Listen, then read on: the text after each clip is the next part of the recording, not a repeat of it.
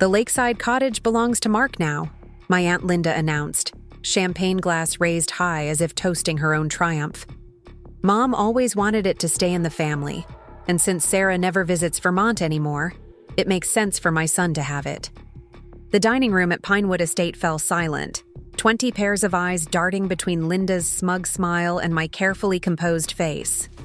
What my aunt didn't know was that Grandma Eleanor had given me something far more valuable than property rights: the truth, preserved in her careful handwriting, sealed with her signature, and kept safe for exactly this moment. Before we jump back in, tell us where you're tuning in from, and if this story touches you, make sure you're subscribed. Because tomorrow, I've saved something extra special for you. The Mitchell family Thanksgiving at Pinewood Estate had always been a masterclass in tradition and tension, simmering beneath heirloom china and crystal glassware that captured the amber glow of candles. This year, however, the weight of Grandma Eleanor's absence pressed down on all of us, an invisible guest at the table she had presided over for decades. 3 months after her funeral, this was our first major holiday without her gentle wisdom and formidable presence. I'd spent the morning helping my mother prepare the dining room, polishing the antique cherry wood table that could seat 24, comfortably arranging nameplates in Grandma's careful calligraphy, cards she had written last Christmas, unknowingly creating her final seating chart. The irony wasn't lost on me as I placed Aunt Linda's card near the head of the table, a position she had coveted for years and now claimed without hesitation, wearing her presumptive authority like a crown. "The silverware needs another polish." "Sarah," Mom said, her hands never still as she adjusted the centerpiece of fall botanicals and miniature pumpkins. "Your grandmother would have noticed every water spot." I nodded, taking the polishing cloth without argument. At 32, I had built a successful marketing career in Boston, overseeing campaigns for Fortune 500 companies. Yet in this house, I reverted to the dutiful granddaughter, attuned to the exacting standards Eleanor Mitchell had established generations ago. The standards that had somehow skipped over Aunt Linda, who had never quite mastered the blend of precision and graciousness that defined the Mitchell legacy. Outside the bay windows that overlooked the sprawling gardens, the first snow of the season began to fall, delicate flakes descending on the skeletal rose bushes Grandma had tended with methodical care. Pinewood Estate had been in our family for 3 generations, but it was the modest Lakeside Cottage 30 minutes away that had become the center of family politics after Grandma's passing. The comfortable 3-bedroom home with its wraparound porch and private dock had been her sanctuary, and now apparently my cousin Mark's inheritance. "Your father says the roads might get bad later," Mom commented, her gaze following mine to the thickening snow. "Linda and Robert are already on their way with the boys. They're staying in the East Wing tonight." Of course they were. The East Wing had the best views of the mountains, the rooms Grandma had always reserved for special guests. The subtle repositioning had begun even before the turkey was carved. I finished polishing the last dessert fork just as the doorbell chimed through the house, announcing the first arrivals. My brother Michael appeared in the doorway, his wife Clara and their twins trailing behind him. "Need any help, sis?" he asked, loosening his tie. Michael had always been the peacemaker, the one who smoothed ruffled feathers when family dynamics grew thorny. "I brought an extra bottle of that Cabernet Dad likes. Figured we might need reinforcements today." Something in his tone made me glance up sharply. "You've heard from Linda about the cottage." He winced slightly, confirming my suspicion. "She called last night, said Grandma promised it to Mark before she passed. Something about keeping it for the next generation." "Interesting interpretation," I replied, carefully controlling my tone just as I'd practiced during countless client presentations when stakeholders tried to derail my strategies. Considering Grandma and I discussed the cottage's future extensively during those weekends, I spent helping her organize her affairs. Michael raised an eyebrow but said nothing. Like everyone else, he knew I'd spent 2 weekends each month with Grandma for the past 5 years, initially helping her digitize family photos and financial records. later managing her medical appointments and household maintenance as her health began to decline. What no one knew, what I had kept private out of respect for Grandma's wishes, was the full extent of those conversations and the documentation that had resulted from them. Let's get through dinner before any property disputes, okay? Michael squeezed my shoulder gently, for Mom's sake, if nothing else. I nodded, pushing aside thoughts of the letter secured in my handbag, its contents memorized after countless readings in the quiet of my Boston apartment. Of course, today is about family, not real estate. But family and real estate had always been inextricably linked for the Mitchells, our identities tied to the properties that marked our place in Cedar Falls society. Pinewood Estate for my parents, the downtown Victorian that housed Mitchell's fine furnishings for my brother and his family, and for Grandma, the lakeside retreat where she had found peace after Grandpa's passing 15 years ago. The cottage had been her sanctuary, but also the place where she had invited me to truly know her, not just as my grandmother, but as Eleanor Mitchell, a woman who had quietly shaped the family business and community while allowing her husband to stand in the spotlight. The parallels between us had strengthened our bond, both of us preferring strategic influence to public recognition. Those private conversations during our weekends together had revealed a side of Grandma few others had witnessed. Shrewd, forward-thinking, and determined to protect the legacy she had helped build.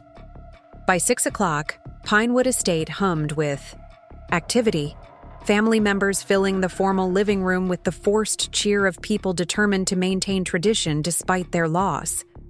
Aunt Linda's voice carried above the others, her laugh a touch too loud as she regaled cousins with stories of her recent Mediterranean cruise. Her son Mark stood near the fireplace, looking uncomfortable in a blazer that strained slightly across his shoulders, nodding politely as my father discussed the early winter forecast. At 27, Mark had yet to find his professional footing, bouncing between startup ventures that inevitably fizzled within months. The latest was a cold-pressed juice delivery service that had folded when its chief investor pulled out. Unlike the fiscal irresponsibility that characterized his business attempts, Mark himself was good-natured and generally kind, a bystander rather than architect of his mother's machinations. He caught my eye across the room and offered a genuine smile, unaware that he had been positioned as my adversary in Linda's carefully constructed narrative. "Sarah." Linda's voice cut through my thoughts as she approached, air-kissing near my cheek in a cloud of overpowering perfume. "You look positively corporate. Boston must be keeping you chained to that desk. You've barely visited since the funeral." The subtle dig was typical Linda, wrapping criticism in false concern. I maintained my composed smile, developed through years of handling difficult clients and office politics. The marketing world doesn't pause for grief, unfortunately. But I call Dad and Mom twice a week, and I've been helping sort through Grandma's personal papers remotely. "Oh?" Her interest sharpened visibly. "Find anything interesting in those papers?" Before I could respond, Mom appeared in the doorway, announcing dinner with the silver bell that had summoned generations of Mitchells to holiday meals. As everyone moved toward the dining room, Linda linked her arm through mine with uncharacteristic familiarity. "I've been meaning to ask you," she said, voice lowered conspiratorially. "Did Grandma ever mention her intentions for the cottage? To you? Mark's been absolutely in love with that place since he was a child. She promised him fishing trips there next summer, you know." The deliberate rewriting of history was so brazen I almost admired her technique. Grandma had taken Mark fishing exactly once, an expedition that ended early when he complained about the mosquitoes and lack of Wi-Fi. It had been a source of private disappointment to Eleanor, who valued resilience and appreciation of nature. "Grandma and I discussed many things during our time together," I replied carefully. She was quite methodical about her wishes. Linda's grip on my arm tightened slightly. "Well, mothers often share their true intentions with their daughters. She confided in me frequently about wanting the cottage to stay with family members who would actually use it. Your life is in Boston now, after all." The implication hung in the air between us as we entered the dining room, where place cards guided everyone to their designated seats. Linda, I noticed, had repositioned herself at the head of the table, though Mom had originally placed Dad there. The subtle power play set the tone for what was to come. Dinner proceeded with the ritualized precision that characterized Mitchell.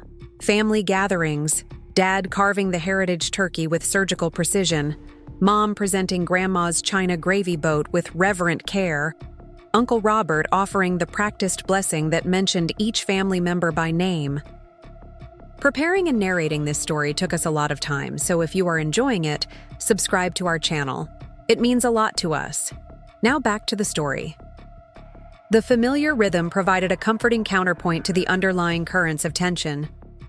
I sipped my water sparingly, watching as Linda ensured Mark's wine glass remained full throughout the meal.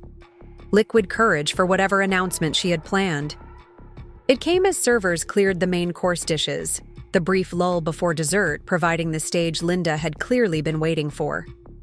She tapped her crystal water glass with a silver spoon, the musical chime silencing conversations around the table. "Before we move to dessert," she began, her voice carrying that practiced blend of emotion and authority she had perfected in her role as hospital board chair, "I'd like to say a few words about Mom." The collective attention shifted, family members settling into attentive poses for what they assumed would be a sentimental tribute. I noted how Linda's gaze swept the table, assessing her audience before continuing. The public relations professional in me recognized a carefully staged moment when I saw one. "This Thanksgiving feels different without her," Linda continued, touching the corner of her eye, though no actual tear appeared. "Mom was always the heart of this family, holding us together. Through her strength and wisdom, before she passed, she shared many of her wishes with me during those final weeks when I cared for her." I maintained my neutral expression with effort. Linda had visited the hospital exactly 4 times during Grandma's 3-week stay, each visit lasting less than an hour and scheduled when board meetings or salon appointments allowed. The primary caregiving had fallen to Dad and me, tag-teaming day and night shifts while coordinating with medical staff. But challenging Linda's revisionist history now would only derail the moment she was orchestrating, and I was curious to see how far she would take her performance. "Mom wanted her legacy to continue through the next generation," Linda continued, her hand reaching out to rest on Mark's shoulder. "Which is why she asked me to announce today that Lakeside Cottage will be going to Mark to establish his future and keep the property in the family for years to come." The pronouncement landed exactly as Linda had intended, creating a ripple of surprised murmurs around the table. Mark himself looked both pleased and slightly embarrassed, his cheeks flushed with wine and unexpected attention. My father's brow, furrowed in confusion, his gaze moving to me with questions he wouldn't voice in this public setting. Linda raised her champagne glass, the crystal catching the candlelight. "The Lakeside Cottage belongs to Mark now. Mom always wanted it to stay in the family, and since Sarah never visits Vermont anymore, it makes sense for my son to have it." The calculated dig was met with uncomfortable silence, 20 pairs of eyes darting between Linda's smug smile and my carefully composed face. I set my water glass down with deliberate precision, the slight sound drawing attention as I reached for my handbag beneath the table. "That's a lovely sentiment, Aunt Linda," I said, my voice carrying the calm authority I'd cultivated in boardrooms when redirecting conversations that had veered off course. "And I'm sure Grandma would appreciate the thought behind it. However, there seems to be some confusion about her actual wishes." Linda's smile tightened almost imperceptibly. "There's no confusion, dear. Mom and I discussed this extensively. She wanted Mark to have a fresh start with the cottage as his foundation." "How interesting," I replied, withdrawing a cream-colored envelope from my bag, the Mitchell family crest embossed on its flap. "Because Grandma documented her wishes quite specifically, in her own handwriting, with witnesses present." The envelope in my hand drew all eyes, its presence transforming the dynamic around the table. Linda's expression hardened as she recognized the distinctive stationery Eleanor had used for important correspondence throughout her life. "What is that?" she demanded, abandoning her practiced poise. Mom was hardly in a condition to be writing letters in her final days. "This isn't from her final days," I explained calmly. "Grandma wrote this 5 years ago when she was of perfectly sound mind and body. She updated it annually, most recently 6 months before her passing." I opened the envelope with care, the familiar scent of Grandma's lavender stationery subtly perfuming the air around me. The handwritten pages inside represented hours of conversation, careful consideration, and Eleanor Mitchell's uncompromising clarity about her legacy. "Shall I read it?" I asked, though the question was merely procedural. The letter would be read regardless of Linda's objections, which were already forming as she shifted forward in her seat. "This is hardly the time or place," she began, but my father's quiet voice cut through her protest. "I think we should all hear what Mom wrote, Linda." His tone was gentle but firm, the first assertion of his authority since we'd gathered. If she took the time to document her wishes, we owe her the respect of listening. Linda subsided, though the tight line of her mouth suggested the retreat was temporary. Mark looked increasingly uncomfortable, glancing between his mother and me as though watching a tennis match with unpredictable rules. I unfolded the letter carefully, the familiar handwriting bringing an unexpected tightness to my throat. Taking a measured breath, I began to read. "My dearest family, if this letter is being read, circumstances have necessitated clarity about my intentions for Lakeside Cottage. While I have documented these wishes legally with Thomas Monroe's assistance, I wanted to share my reasoning with those I love most. Lakeside Cottage has been my sanctuary and joy for 15 years since Harold I.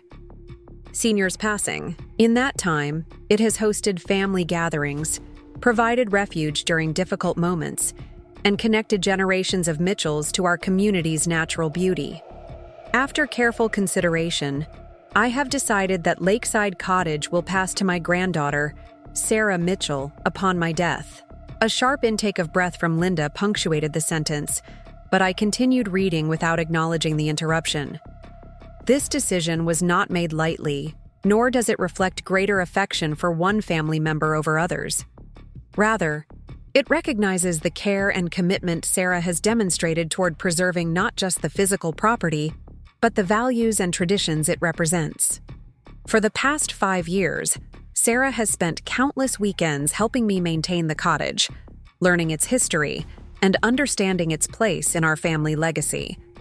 She has shown exceptional stewardship, balancing respect for tradition with necessary modernization. Most importantly, she has demonstrated the Mitchell family values of integrity, service, and thoughtful management that have guided us for generations. I ask that my decision be respected without rancor or division. The Mitchell legacy has never been primarily about properties or possessions, but about the principles and relationships that sustain us through generations. With enduring love, Eleanor Mitchell. The formal signature at the bottom was accompanied by the date and the signatures of 2 witnesses, Thomas Monroe, the family attorney, and Dr. Rebecca Collins, Grandma's longtime physician and friend. The legal weight of the document was unmistakable, but it was the personal message that resonated through the silent dining room. I refolded the letter carefully before looking up to meet the varied expressions around the table. Surprise from cousins who had accepted Linda's version of events without question, vindication from my parents who had witnessed my devotion to Grandma, and barely contained fury from Linda, whose carefully constructed narrative had been dismantled by Eleanor's own words. "This doesn't make sense," Linda finally said, her voice tight with controlled anger. "Mom never mentioned any of this to me, and a 5-year-old letter hardly reflects her final wishes."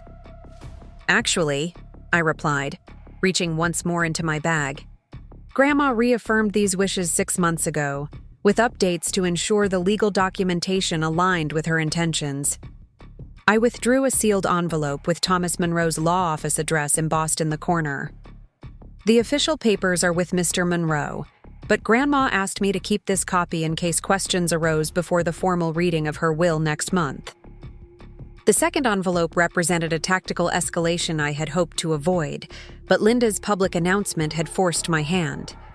Eleanor had anticipated her daughter's potential resistance, preparing me with both the emotional appeal of her handwritten letter and the legal reinforcement of properly executed documents.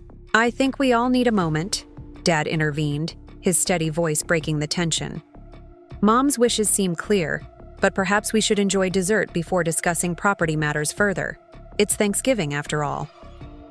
The diplomatic redirection gave everyone a graceful way to step back from the precipice Linda had created.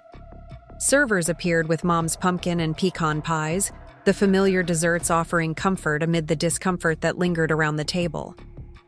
Conversations cautiously resumed, though I noticed how family members now directed questions about Grandma's final months to me rather than Linda, a subtle but significant shift in perceived authority. Linda remained uncharacteristically silent. Through dessert, her expression cycling between calculation and resentment as she assessed the damage to her position.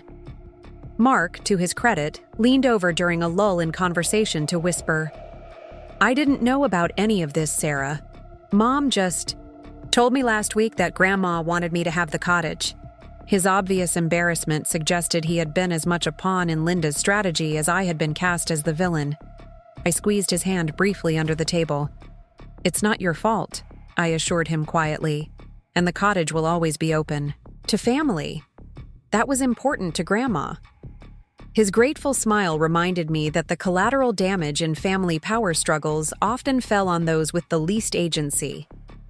Mark hadn't asked to be positioned as my adversary, just as I hadn't sought, the role of defender of Grandma's legacy. We had both been cast in a drama scripted by others, expected to play our parts without question. As coffee was served in the formal living room after dinner, I noticed Linda in deep conversation with my father near the fireplace, her gestures becoming increasingly animated as he maintained his characteristic calm. When she abruptly excused herself to make a phone call, I approached him, coffee cup in hand. "Everything okay?" I asked, though the answer was obvious from the weary lines around his eyes. "Your aunt is processing the information," he replied diplomatically. "She's calling Thomas Monroe to verify the documentation." I nodded, unsurprised. "She won't find any discrepancies. Grandma was meticulous and Thomas handled everything according to protocol." Dad studied me for a moment, his expression softening. "You knew this confrontation was coming today, didn't you? That's why you brought the letter." "I suspected Linda might make some announcement," I admitted. "She's been laying groundwork with family members for weeks, mentioning the cottage to different relatives, establishing her narrative about Grandma's supposed promises to Mark. I didn't know she'd make such a public declaration, but I came prepared for the possibility." "Just like your grandmother," he said, a hint of pride warming his voice. "She always said you were the one who inherited her chess player's mind, seeing 5 moves ahead while others were still deciding whether to move a pawn." The comparison to Grandma was the highest compliment he could offer, and I felt a sudden, sharp pang of missing her wisdom and quiet strength. "I'd rather not play chess with family," I confessed. "But Grandma was clear about her wishes, and she asked me to honor them, which you did, with grace under pressure." He sipped his coffee thoughtfully. "Though I suspect this is just the opening move in whatever strategy Linda is developing." He was right, of course. The letter had surprised Linda but wouldn't deter her. 20 minutes later, she returned from her phone call, her composed expression at odds with the flush of anger still visible along her neckline. She made a point of circulating among family members, her voice deliberately carrying as she expressed concern about the unusual circumstances of Grandma's decision. "It just seems strange that none of us knew about this arrangement," I overheard, her telling my cousin Jessica. 5 years of secret meetings about the cottage, none of us included in the discussions. One has to wonder about undue influence when an elderly woman makes such unexpected decisions. The insinuation was both predictable and insidious, exactly the kind of whisper campaign Linda had perfected during years of hospital board politics. By morning, extended family would be questioning Grandma's mental capacity and my integrity, seeds of doubt carefully planted over coffee cups and goodbye hugs. I was contemplating how best to counter Linda's narrative when a gentle hand touched my elbow. I turned to find Thomas Monroe, the family attorney, his silver hair slightly damp from the snow that continued to fall outside. "I hope I'm not interrupting," he said, his deep voice carrying the formal cadence that had guided Mitchell family legal matters for decades. "Your father mentioned there might be some questions about Eleanor's estate that needed addressing." His unexpected arrival shifted the atmosphere in the room instantly. Linda froze mid-sentence across the room, clearly recognizing the significance of Thomas appearing on Thanksgiving evening. As the family attorney and executor of Grandma's estate, his presence carried an official weight that transcended family politics. "Thomas!" Mom exclaimed, recovering quickly. "We weren't expecting you tonight. Let me take your coat and get you some coffee, or perhaps something stronger? The weather looks dreadful out there." As Mom ushered him toward the fire, family members subtly repositioned themselves to hear whatever pronouncements might follow.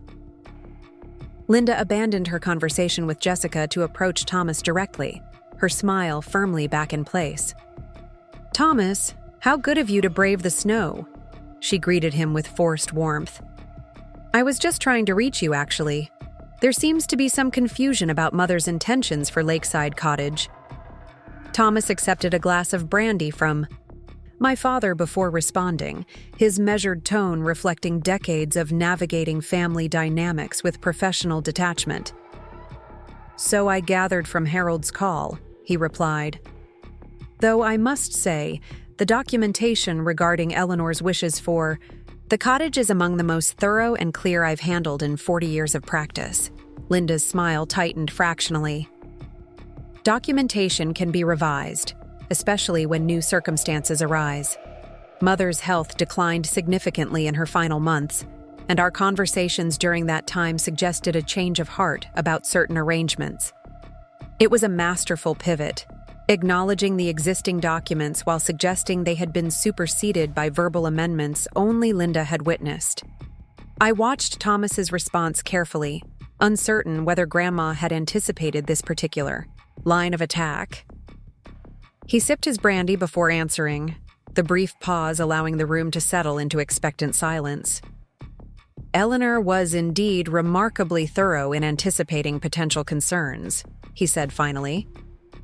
"Which is why, 6 weeks before her passing, she asked me to record a video statement detailing her wishes and the reasoning behind them, specifically to address any questions that might arise after her death."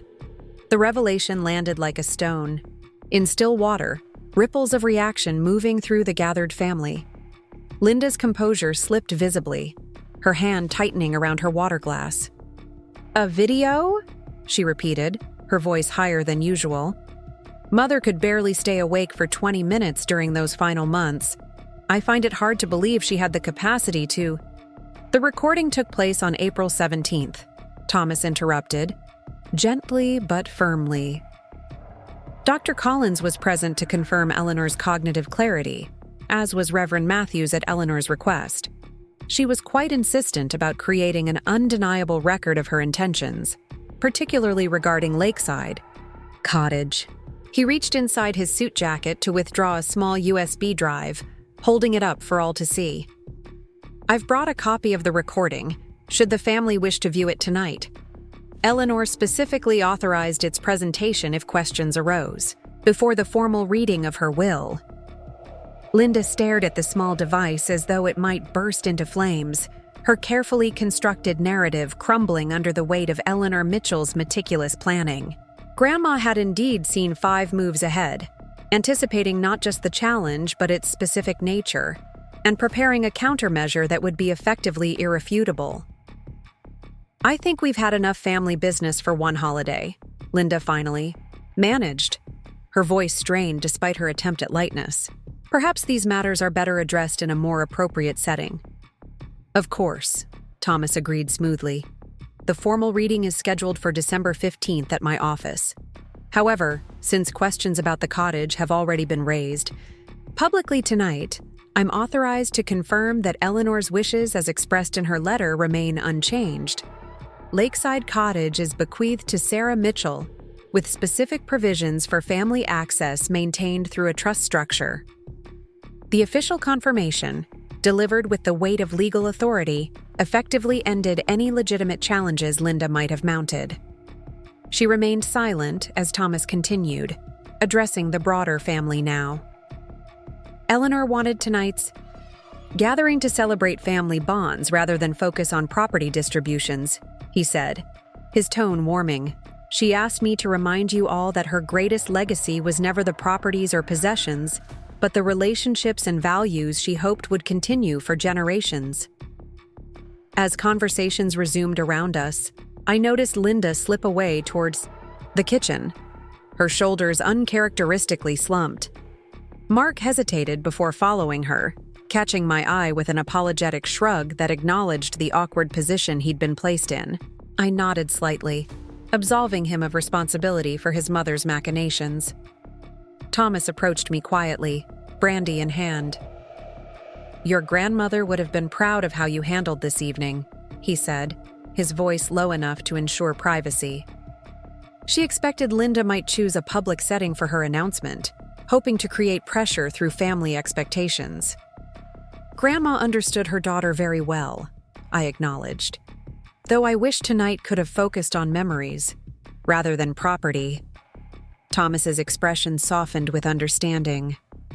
Eleanor felt the same way, but she also believed that clarity prevented larger, more lasting divisions. Better a difficult evening than years of family resentment based on misunderstandings. He was right, of course, just as Grandma had been right to prepare me for this moment. The Mitchell family would weather this storm as it had others over generations, adjusting to the new reality that had been revealed tonight. Linda would eventually accept the situation or find ways to frame it that preserved her dignity. Mark would continue to be welcomed at family gatherings and at the cottage itself. The carefully maintained balance of family relationships would find its new equilibrium. As the evening wound down and family members began departing with leftovers carefully packaged by my mother, I found myself standing alone in Grandma's study, a small room off the main hallway that had been preserved exactly as she left it. Her reading glasses still rested on the leather-bound journal she'd been writing in during her final stay at Pinewood. The scent of her lavender hand cream lingered faintly in the air. I ran my fingers along the edge of the antique secretary desk, where she had written countless letters, managed household accounts, and documented family history for future generations. The smooth wood, polished by decades of use, connected me to her presence more tangibly than the legal documents or video testimony ever could. "You saw it all coming, didn't you?"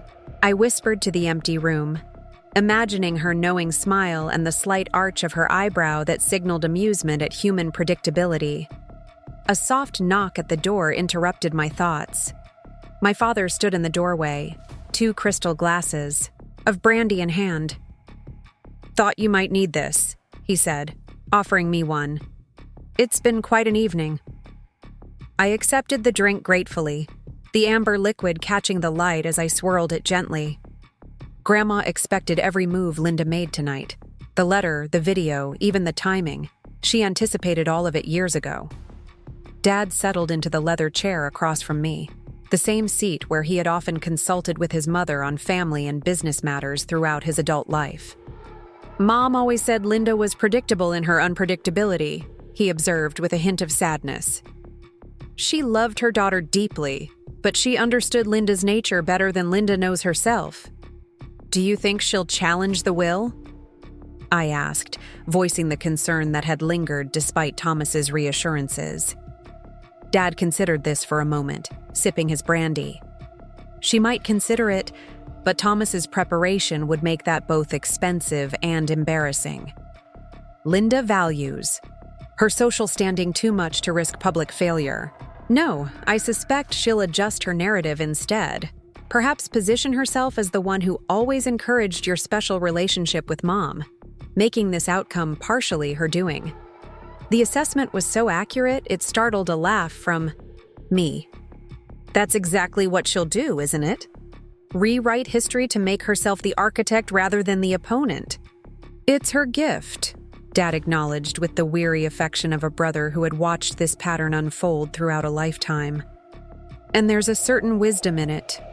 The outcome doesn't change, but everyone saves face. We sat in comfortable silence for a few minutes, each lost in our own thoughts as snow continued to fall outside the leaded glass windows, transforming Pinewood Estate into the winter wonderland that had delighted generations of Mitchell children. The cottage will need some work before spring, I said finally. The roof was concerning Grandma last summer, and the dock needs resurfacing.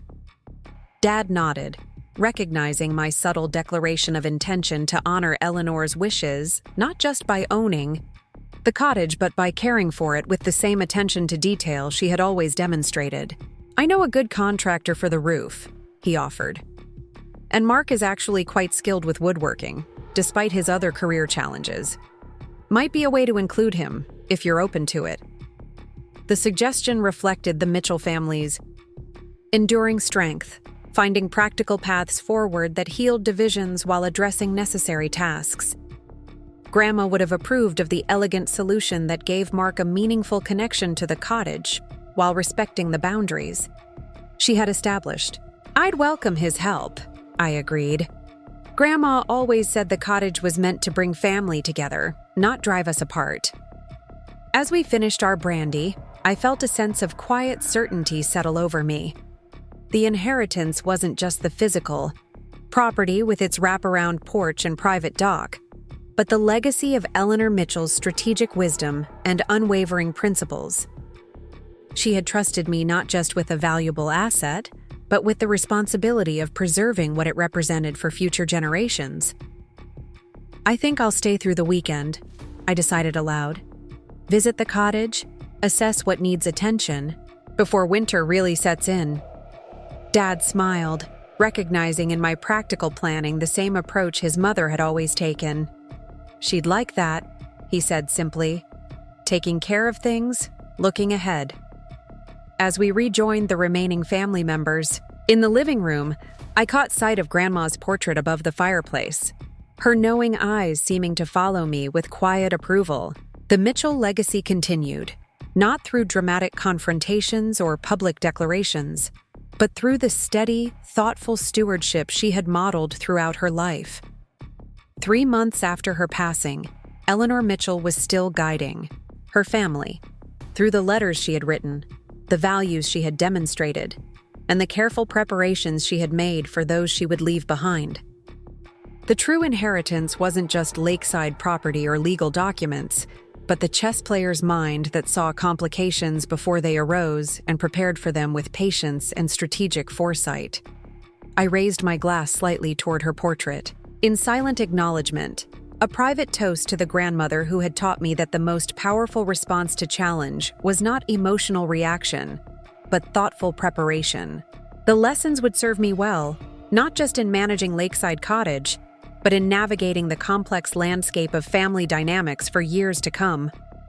The morning after Thanksgiving dawned with 6 inches of fresh snow blanketing Pinewood Estate, transforming the property into a pristine winter landscape that masked the tensions of the previous evening. I woke early, the guest room's bay window offering a view of the gardens where Grandma Eleanor had taught me to identify birds by their tracks in the snow. A small but meaningful piece of knowledge passed from one generation to the next. Last night's confrontation with Aunt Linda lingered in my mind as I dressed in warm layers, preparing for my planned visit to Lakeside Cottage. The revelation of Grandma's letter had shifted the family dynamic in ways both obvious and subtle. Some relatives had approached me before departing, offering quiet congratulations or sharing memories of times spent at the cottage. Others had maintained a careful neutrality, unwilling to publicly choose sides between Linda and me. The family realignment would take time to settle into its new configuration, allegiances and relationships adjusting to the reality Eleanor had established through her meticulous documentation. Downstairs, I found my father already at the kitchen table, reading glasses perched on his nose as he reviewed the morning paper. The familiar scene, so unchanged despite all that had transpired, brought an unexpected wave of comfort. "Coffee's fresh," he said without looking up, somehow sensing my presence just as he always had throughout my childhood. "Your mother's still asleep. The hosting took more out of her than she'll admit." I poured myself a cup, adding the precise amount of cream that transformed the bitter brew into something I could tolerate. "I thought I'd drive out to the cottage this morning, check on things before heading back to Boston tomorrow." Dad nodded, folding his paper with deliberate care. "Roads should be clear enough. The main highways were plowed overnight." He hesitated, then added, "Thomas left something for you. It's on the sideboard." A sealed envelope rested against the antique silver. "Coffee service," my name written in Thomas Monroe's precise handwriting. Inside was a single key and a brief note. "Eleanor asked me to give you this after the family was informed. The cottage security code is her birth date. All the documentation is in the desk drawer. Call if you need anything. Thomas." The simple key felt unexpectedly heavy in my palm. Not just metal, but responsibility, continuity, trust. I closed my fingers around it, feeling the ridges press into my skin. "I'll be back for dinner," I told Dad, tucking the envelope into my coat pocket. "Tell Mom not to worry if I'm a little late. I want to be thorough." He nodded, understanding as he always did the unspoken elements of my plan. "Take the Range Rover. The cottage driveway won't have been plowed yet." The drive to Lakeside Cottage took 40 minutes, the familiar route now transformed by winter's first significant snowfall. Cedar Falls looked like a scene from a New England tourism brochure. Colonial buildings adorned with early holiday decorations, smoke curling from chimneys, locals carefully shoveling walkways. I drove slowly through town, noting the Mitchells' fine furnishings sign draped with a tasteful pine garland, my brother Michael already maintaining the family traditions of seasonal display. The narrow road to the cottage wound through thick pine forest before emerging at the property's edge. Grandma's cottage stood on 3 acres of lakefront land, the structure itself modest by Mitchell family standards. A weathered cedar-shingled home with the promised wraparound porch and a separate boathouse near the private dock. What made the property valuable wasn't just the structure, but its location. 200 feet of private shoreline on Crescent Lake, with unobstructed views of the mountains beyond. I parked near the covered entrance and sat for a moment, taking in the property that was now officially mine. Snow draped the roof and porch railings in thick white blankets, icicles forming crystalline curtains from the eaves. The cottage looked peaceful in its winter dormancy, patiently awaiting the activity of spring and summer that would once again fill it with life. The key turned smoothly in the lock, the door opening with the familiar creak Grandma had refused to fix, claiming it was both a security system and a reminder of the cottage's age. "Some things shouldn't be modernized just because we can," she'd told me once. "The voice of an old house has value." Inside, the air held the stillness of an uninhabited space, though without the musty quality that might suggest neglect. Thomas had arranged for monthly maintenance checks, keeping systems running and preventing the deterioration that could come with New England's harsh seasonal shifts. I moved through the first floor, turning on lights and adjusting thermostats, the practical tasks grounding me as memories surfaced with each room I entered. The main living area with its river rock fireplace where Grandma had taught me to build. A proper fire, explaining how the arrangement of kindling affected the burn. The kitchen with its blue-tiled countertops where we'd prepared countless meals, her hands guiding mine through family recipes never formally written down, but passed through demonstration and practice. The sunroom where we'd spent rainy afternoons, organizing family photographs, her stories bringing the faded images to life with context and character. I ran my hand along the polished oak banister as I climbed to the second floor, feeling the smooth wood that generations of Mitchells had touched.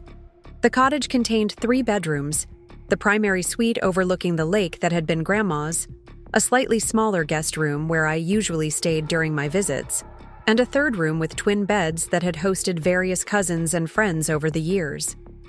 In Grandma's room, everything remained as she had left it during her last weekend at the cottage, before the hospitalization that signaled the beginning of the end. Her reading glasses rested on a dog-eared novel on the bedside table. A cardigan hung over the back of her favorite chair by the window. Her hairbrush still held a few strands of silver hair on the vanity. The preservation should have felt eerie, but instead brought a profound sense of connection, as though she had simply stepped out momentarily rather than departed permanently. I sat on the edge of her neatly made bed, running my hand over the quilt her mother had made, geometric patterns in blues and creams that echoed the lake and sky visible through the windows. "I'll take care of it, Grandma," I said aloud, the promise emerging unbidden in the quiet room. "Just like you taught me." After allowing myself a few minutes of reflection, I continued my inspection of the property, making mental notes of needed repairs and maintenance. The roof concern Grandma had mentioned was evident from water stains on the ceiling of the upstairs hallway. The dock would indeed need attention before spring, its wooden planks showing signs of wear from years of exposure to water and weather. The ancient hot water heater likely needed replacement rather than repair, a significant expense, but one that would pay dividends in efficiency and reliability. I jotted everything in the notebook I always carried, creating categories of urgency and estimated costs, the pragmatic approach to property management Grandma had modeled throughout her life. The cottage would need attention, but nothing was catastrophic or beyond reasonable repair. With proper care, it would stand for at least another generation of Mitchell family gatherings. Around noon, I made my way to the study tucked into the back corner of the first floor, Grandma's command center for both cottage management and family correspondence. Unlike the main living spaces designed for comfort and hospitality, this room reflected Eleanor Mitchell's organizational precision.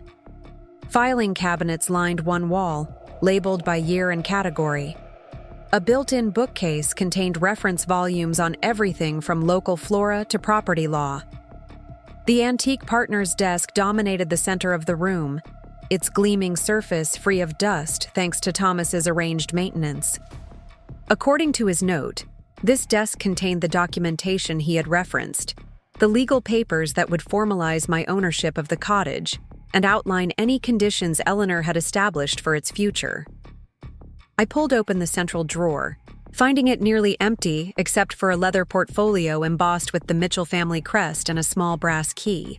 The portfolio contained exactly what I had expected: the deed to Lakeside Cottage with transfer documentation prepared for my signature, property tax records for the past 5 years, insurance policies, and maintenance contracts with local service providers. Everything organized with Eleanor's characteristic attention to detail. Each document in its proper place, nothing missing or incomplete. What surprised me was the additional envelope tucked into the back of the portfolio. My name, written in Grandma's elegant script. Unlike the formal letter I had read at Thanksgiving dinner, this was addressed to me alone, marked personal, to be read at Lakeside. My hands trembled slightly as I opened it, recognizing this as Grandma's final private communication to me. "My dearest Sarah," it began, the familiar handwriting bringing her voice clearly into my mind. "If you're reading this, you're sitting at my desk at Lakeside, and the cottage is now legally yours. I expect the transition hasn't been entirely smooth. Family rarely is, especially when property and perceptions of favoritism enter the picture. Linda will have made her objections known, though I trust Thomas has ensured my wishes were respected. I want you to understand why I chose you as steward of this place that has meant so much to me. It isn't simply because you spent those weekends helping when others were too busy, though your dedication meant more than you know. It's because during those hours working side by side, I recognized in you the same understanding of legacy that has guided my own choices. A house is more than lumber and land. It's a vessel for memories, a keeper of stories, a connection between generations who will never meet except through the spaces and traditions they share. When you helped me catalog family photographs, you weren't just organizing pictures. You were absorbing our history, asking questions that revealed your appreciation for the contexts and characters that shaped our family. You understand, as Linda never has, that wealth isn't measured primarily in property values or account balances, but in the relationships and values that sustain us through difficult times.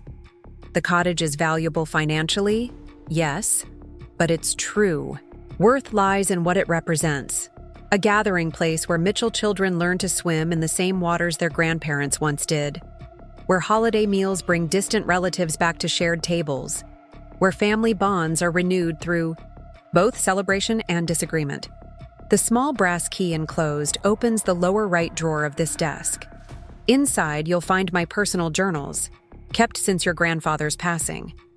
They contain my unfiltered thoughts on family matters, business decisions, and the quiet joys of my later years. They are yours now, not to share, but to understand the thinking behind choices I've made, and perhaps to find guidance for your own. Care for Lakeside as I have, but don't be afraid to make changes that respect its spirit while meeting new needs. The cottage should evolve as the family does. And remember that while the deed bears your name alone, the memories created here belong to all of us. Find the balance between maintaining your authority and sharing the gift you've been given. All my love, Grandma Eleanor. I read the letter twice, then carefully refolded it along its original creases, returning it to its envelope. The brass key weighed in my palm, small but significant. I turned it over several times before inserting it into the lower right drawer lock, hearing the smooth mechanism click as it turned. Inside, arranged chronologically, were 15 leather-bound journals, one for each year since Grandpa's death. Each bore dates on its spine in Grandma's precise handwriting. I lifted out the most recent volume, opening to a random page from 6 months ago. Sarah visited again this weekend, she had written in her clear script. We spent Saturday organizing the boathouse, though I tire more quickly than I care to admit.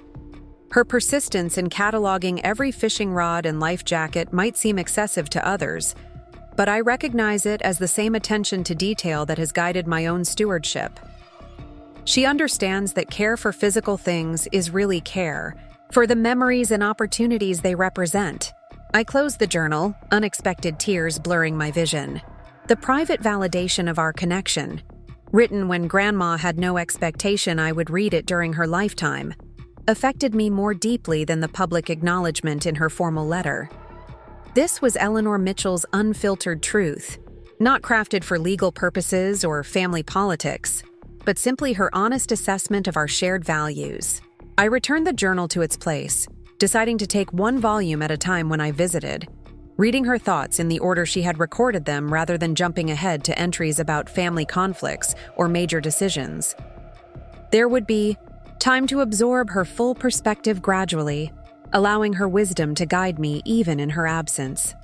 The desk drawer contained one more item, a small velvet box tucked behind the journals. Inside rested Grandma's sapphire ring, the one she had worn daily since her own grandmother had given it to her on her 21st birthday. 3 generations of Mitchell women had worn this ring before me, its deep blue stone set in intricate silver filigree that spoke to craftsmanship rarely seen in modern jewelry.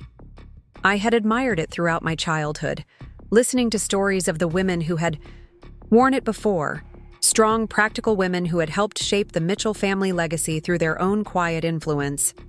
Grandma had often let me try it on during our weekend visits, both of us knowing the gesture was more significant than casual jewelry sharing. "It fits you well," she had said the last time, watching me turn my hand to catch the light in the sapphire's depths. The right balance of tradition and possibility. I slipped the ring onto my right hand now, the metal cool against my skin before quickly warming. The weight felt instantly familiar, as though my hand had been waiting for this particular burden. Not a burden of obligation, but of continuation, an unbroken line connecting me to the women whose decisions had helped create the world I now inhabited. A sharp knock at the front door startled me from my reflection. Through the study window, I could see my cousin Mark's car in the driveway behind my father's Range Rover, fresh tracks in the snow indicating his recent arrival.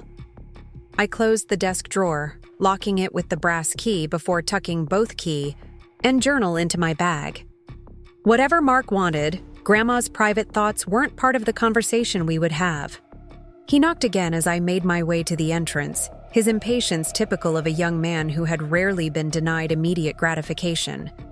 When I opened the door, he stood shuffling his feet on the porch, hands thrust deep in his coat pockets, his expression a mixture of embarrassment and resolution. "Hey," he said, his breath clouding in the cold air. "Dad said you'd be out here. Can I come in?" I stepped aside, gesturing him into the warmth of the cottage. "Of course, I'm just doing an inspection before winter really sets in." Mark stomped snow from his boots before entering, his gaze sweeping the familiar interior with new awareness now that ownership had been officially clarified. I led him to the kitchen, putting on water for tea as he settled awkwardly at the small breakfast table overlooking the snow-covered back garden. "About last night," he began, then faltered, seemingly unsure how to navigate our new dynamic. "It wasn't your fault," I offered, giving him the opening he needed. "You didn't know what Aunt Linda was planning." He nodded, relief evident in the relaxing of his shoulders. "She only told me a few days ago that Grandma had promised me the cottage. I should have questioned it, I guess. It never really made sense that she'd leave it to me instead of you, especially after all the time you spent with her." His candor was refreshing, a reminder that despite his mother's manipulations, Mark himself had always been straightforward, if somewhat unmotivated. I placed a mug of tea before him, taking the seat opposite. "Your mother wanted what she thought was best for you," I said, choosing my words with care. Parents often have complicated reasons for the stories they tell, themselves and others. Mark wrapped his hands around the mug, absorbing its warmth. "Mom's always had a thing about the Mitchell legacy and making sure I get my rightful share. It gets exhausting, honestly." He looked up, meeting my eyes directly. "I didn't come here to try to challenge anything. I know the cottage is yours, fair and square. He hesitated, seemingly searching for the right words. "I didn't want things to be weird between us.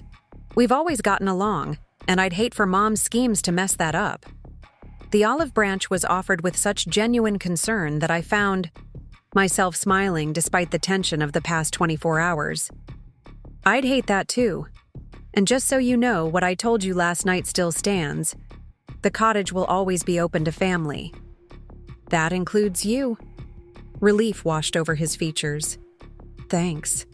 I've always loved it here, even if I don't show it the way you do.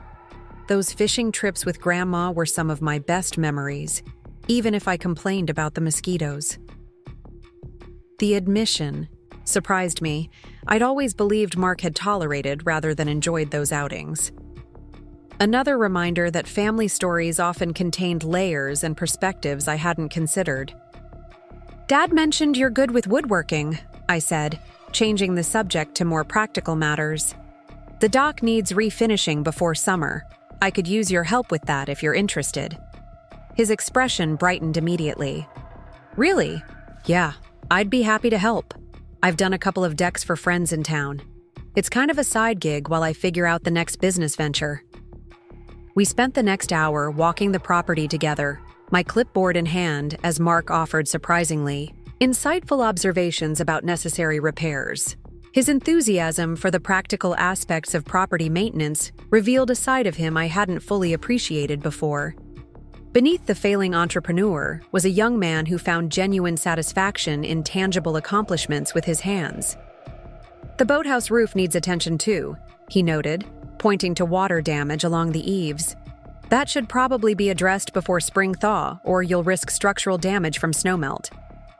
I added it to my growing list, mentally calculating the additional cost.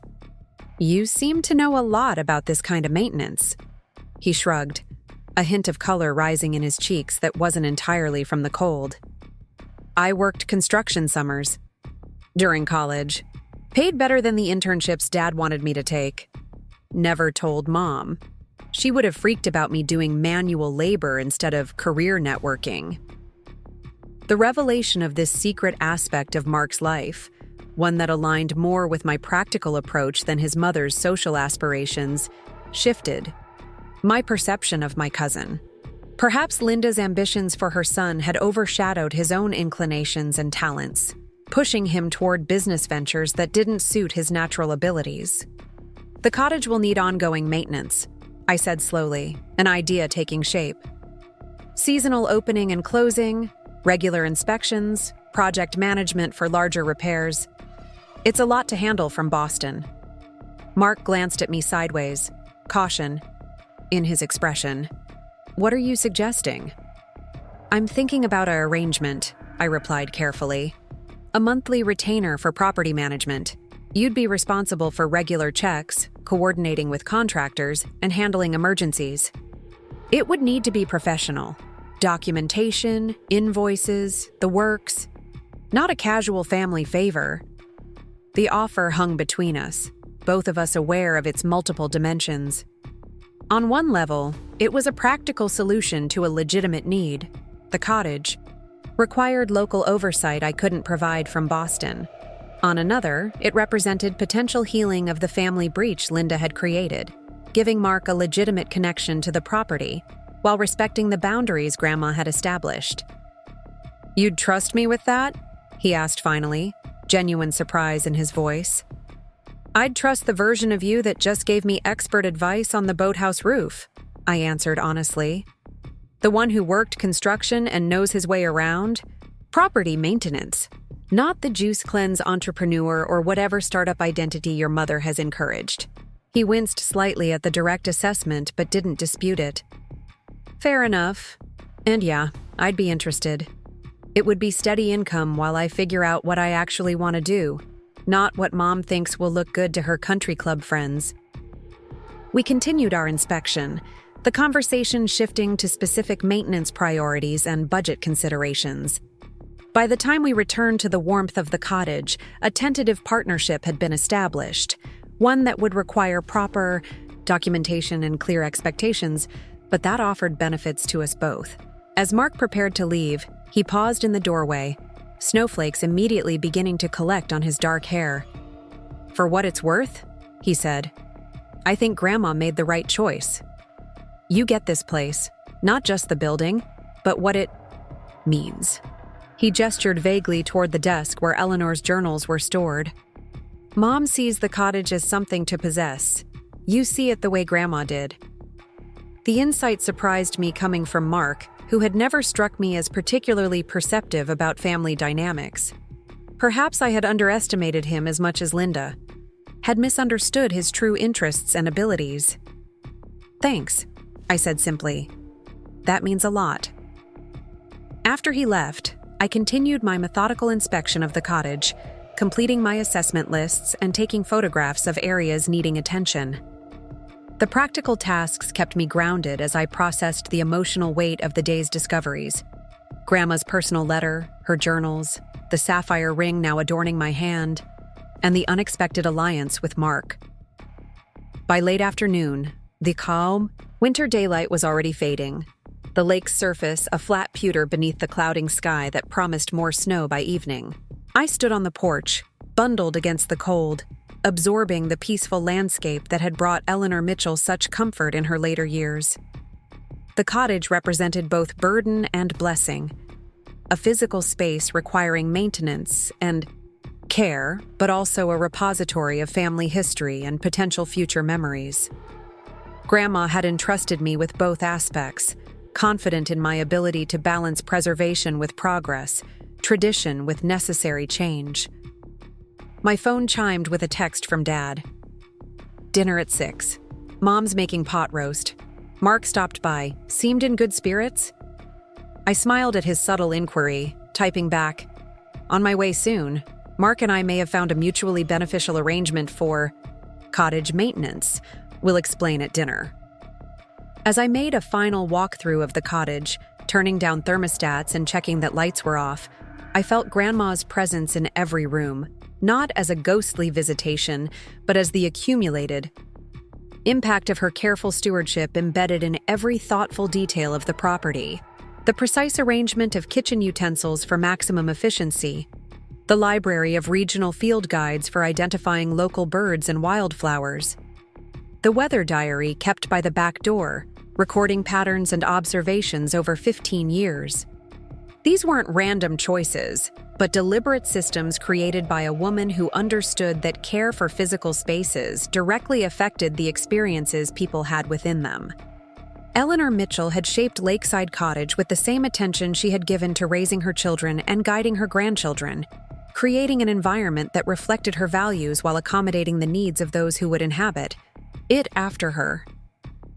Now that responsibility had passed to me, not through random chance, but through her deliberate choice based on years of observation and shared experiences. The weight of her trust settled around me as I locked the front door, not as a burden, but as a natural extension of the relationship we had built during those countless weekends together.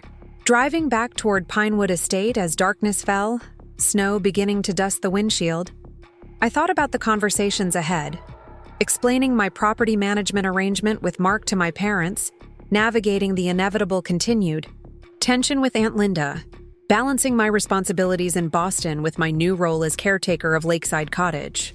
None of it would be simple, but Grandma had prepared me well, not just through explicit instructions, but through years of modeling how to handle complex family dynamics with grace and strategic thinking. Her journals would provide additional guidance, her private thoughts offering perspective on situations I now faced. The sapphire ring caught the dashboard lights as I turned onto the main road leading to Pinewood Estate, the deep blue stone seeming to hold its own inner illumination. 4 generations of Mitchell women linked through this single tangible object, each adding their own chapter to the family story while honoring what had come before. I thought of what Mark had said, that I saw the cottage the way Grandma did. Not as a possession, but as a responsibility, a bridge between past and future, a physical manifestation of values that transcended any individual lifetime. In entrusting me with this legacy, Eleanor Mitchell hadn't just given me property, she had acknowledged a shared understanding of what truly mattered beyond material assets.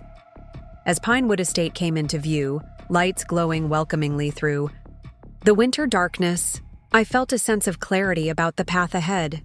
There would be challenges, Linda's resistance, the practical demands of maintaining a property from a distance, balancing my professional responsibilities with this new role. But Grandma had chosen me precisely because she believed I could navigate those complexities without losing sight of the larger purpose. The inheritance wasn't just lakefront property in Vermont. It was a continuation of Eleanor Mitchell's vision for family connection, a tangible center around which the scattered branches of our family could continue to gather for generations to come. My responsibility wasn't simply to maintain a building, but to preserve the possibilities it represented. For reconciliation, for creating new memories, for reinforcing the values that defined us beyond material success or social standing. As I parked beside my mother's car in the circular driveway of Pinewood Estate, I touched the sapphire ring once more, a silent acknowledgement of the women who had worn it before me and the wisdom they had collectively accumulated. Then I gathered my notes and photographs from the passenger seat, evidence of my first official day as steward of the Mitchell family legacy, ready to share my plans with those who waited inside. The front door opened before I reached it, warm, light spilling onto the snow-dusted steps as my mother appeared in the doorway, concern and curiosity mingling in her expression. "You were out there all day," she said, helping me with my coat as I stomped snow from my boots in the entryway. "Everything all right at the cottage?" "Yes," I replied, the simple word carrying more certainty than I had felt in months. "Everything is exactly as it should be." The week following Thanksgiving brought a flurry of activity as I balanced my return to work in Boston with my new responsibilities as owner of Lakeside Cottage. My marketing team was in the final stages of launching a major campaign for our biggest client, which meant long hours at the office and constant email exchanges even when I was technically off the clock. Between strategic planning sessions and client calls, I found myself researching contractors for the cottage roof, setting up a proper management agreement with Mark, and fielding surprisingly civil text messages from Aunt Linda, who had apparently decided to rebrand herself as supportive of my inheritance rather than continue her opposition. Just checking in about Christmas plans, her most recent message read. Robert and I would love to host everyone at our place this year. Give your parents a break from entertaining. We could discuss your vision for the cottage renovations. I have some interior design contacts who might be helpful. The pivot was exactly as Dad had predicted, Linda positioning herself as a collaborative advisor rather than admitting defeat. I showed the message to my assistant Zoe during our lunch break, both of us marveling at the strategic reframing. So she went from trying to steal your inheritance to offering decorating tips in 3 days? Zoe asked, stabbing at her. Salad. That's impressive even by corporate backpedaling standards? I smiled, remembering Dad's assessment of his sister's gift for narrative revision. It's actually very on brand for her. Linda would rather rewrite history than acknowledge she was wrong. In a way, it makes things easier for everyone. Are you going to take her up on the interior design contacts? Absolutely not, I replied, scrolling through emails on my phone. But I'll accept the Christmas invitation and be gracious about her support. Family peace is worth the occasional eye roll behind closed doors. Zoe studied me over the rim of her coffee cup. You're different. Since you got back, more decisive. The observation caught me off guard. What do you mean? I've always been decisive. About work stuff, sure. You can pull the trigger on $1 million campaign strategy without breaking a sweat. But you used to second-guess every personal decision from weekend plans to which boots to buy. She gestured toward my hand. And you've never worn family jewelry before. That ring's new. I glanced down at Grandma's sapphire, which had quickly become so much a part of me that I sometimes forgot its newness on my hand. It was my grandmother's, and her grandmother's before that. It suits you, Zoe said simply. Like you've stepped more fully into yourself somehow. Her perception was surprisingly accurate. Since the revelation at Thanksgiving dinner and my visit to the cottage, I had felt a subtle but significant shift in my approach to both family dynamics and personal decisions. Reading Grandma's journals had reinforced this change, her private reflections providing insights and perspective I hadn't expected. I'd brought the earliest volume back to Boston with me, reading a few entries each evening before bed. The journal began 3 months after Grandpa's death, Eleanor's grief evident in her shaky handwriting and uncharacteristically fragmented thoughts. But even in mourning, her strategic mind had remained focused on family stability and continuity. Harold's absence leaves a void not just emotionally but practically, she had written. Linda immediately suggested selling the cottage to simplify things for me, as if I need simplification rather than purpose. What she doesn't understand, what she has never understood, is that stewardship of family spaces is not a burden, but a form of active love. Maintaining these properties means preserving possibilities for future connection. The entry had resonated deeply with me, articulating something I had felt but never fully expressed about my own connection to the cottage. My weekend visits to help Grandma had never felt like obligation, but rather a form of active love, as she had so precisely named it. After lunch, I returned to the office to find 3 voicemails from Thomas Monroe, each more urgent than the last. I closed my office door and returned his call immediately, concern mounting as the phone rang several times before he answered. "Sarah, thank you for calling back," he said, his typically formal tone edged with uncharacteristic tension. "We need to discuss a development regarding your grandmother's estate. Are you able to speak privately?" "I'm in my office with the door closed," I assured him, reaching for a legal pad and pen. "What's happening?" I've received notice that Linda is challenging the video testimony on technical grounds, he explained, the disapproval evident in his voice.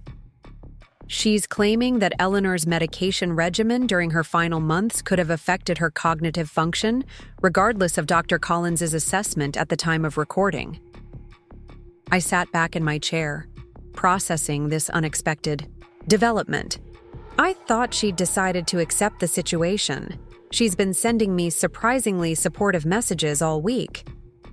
A classic misdirection strategy, Thomas observed. Present a conciliatory front while preparing legal challenges behind the scenes. It's not the first time I've seen this approach in estate disputes. The tactic was indeed classically Linda, maintaining social harmony while quietly undermining the very peace she appeared to support. I shouldn't have been surprised, yet I had genuinely believed she would prioritize family relationships over property disputes, especially given the comprehensive documentation Grandma had prepared. What does this mean practically? I asked, professional mode engaging as I made notes on the legal pad. The letter was written 5 years ago when Grandma was unquestionably of sound mind, and the cottage transfer paperwork is already filed. Correct? Correct on all counts, Thomas confirmed. This challenge is unlikely to succeed, given the multiple layers of documentation Eleanor prepared. However, it could tie things up temporarily and create unnecessary legal expenses. More importantly, it signals Linda's unwillingness to accept Eleanor's wishes despite her public pretense of support. I tapped my pen against the legal pad, considering the implications. So this is less about actually overturning Grandma's wishes and more about creating complications out of spite? That would be my assessment, Thomas agreed. Having known Linda since she was a child, I recognize the pattern. When direct confrontation fails, she typically resorts to procedural obstruction and social manipulation. The insight aligned with my own observations of Aunt Linda throughout my childhood and adult life. Unlike her brother, who confronted issues directly, Linda operated through indirect pressure and strategic alliances, carefully managing perceptions while working behind the scenes to achieve her goals. What do you recommend? I asked, respecting Thomas's decades of experience with both legal matters and Mitchell family dynamics. 2 parallel approaches, he replied without hesitation. Legally, we respond with the minimum necessary documentation, treating this as a routine procedural matter rather than a crisis requiring extensive resources. Personally, I suggest maintaining the conciliatory front Linda has established. Let her believe her strategy is working while we quietly ensure it cannot succeed. The dual strategy appealed to my marketing executive instincts. Managing public perception while securing practical outcomes was essentially what I did professionally every day. So I continue accepting her suddenly supportive messages while you handle the legal challenge? Precisely. And perhaps accelerate some of your plans for the cottage to establish clear ownership activities. The property management arrangement with Mark is particularly inspired. It gives him a legitimate connection to the property while clearly establishing your authority. I smiled at his approval of my solution to the Mark situation. I've already drafted a formal agreement. He's reviewing it this week, and we're meeting Saturday to finalize details. Excellent. Creating appropriate documentation for that arrangement will further strengthen your position. Linda will find it difficult to challenge your ownership, while her own son is contractually engaged as your property manager. After ending the call with Thomas, I stared out my office window at the Boston skyline, considering this new development. Linda's legal challenge was frustrating, but not entirely unexpected given her history of persistent manipulation when direct approaches failed. What surprised me was my own relative calm in response to the news. 6 months ago, I would have been anxious and uncertain, questioning whether fighting back was worth the family discord it might create. Now, with Grandma's journals providing insight and her sapphire ring a constant reminder on my hand, I felt an unusual clarity about the path forward. This wasn't about winning against Linda or even about the cottage itself, but about honoring Eleanor's carefully considered wishes for the family legacy she had spent her life building.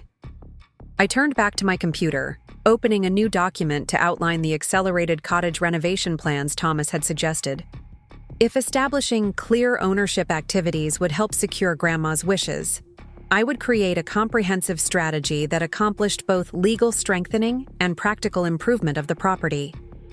The marketing executive in me recognized the importance of controlling the narrative through deliberate, visible action rather than merely defensive legal responses. By Friday afternoon, I had created a detailed project plan for Lakeside Cottage renovations, complete with budgets, timelines, and contractor recommendations gathered through rapid research and networking.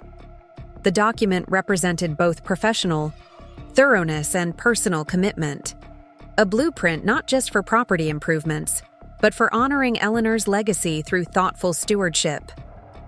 I sent the plan to Thomas for review before my Saturday meeting with Mark, receiving an approving response within hours. "This comprehensive approach is exactly right," he wrote. "It demonstrates serious commitment to the property while establishing clear authority. I've taken the liberty of preparing additional documentation for your meeting with Mark tomorrow. My assistant will deliver it to your Boston apartment this evening." True to his word, a courier arrived at my apartment at 7 with a sealed envelope containing a professionally drafted property management agreement, far more detailed than my initial version. Thomas had included a note explaining the specific legal protections he had incorporated, all designed to establish a legitimate business arrangement that would be difficult for Linda to dismiss or undermine. I spent the evening reviewing the contract and preparing for the conversation with Mark, aware that navigating this arrangement required careful balancing of family relationships and legal necessities. Mark had seemed genuinely enthusiastic about the property management role, but formalizing the agreement might raise questions about my sudden urgency and attention to legal details. Saturday morning, I drove back to Cedar Falls, arriving at the local coffee shop 20 minutes before my scheduled meeting with Mark. The cafe occupied the ground floor of a Victorian building on Main Street, its windows decorated with tasteful winter murals and twinkling lights. Inside, the warm aroma of coffee and cinnamon created a welcoming atmosphere as locals gathered for weekend conversations. I chose a corner table that offered privacy, while still allowing me to watch the door.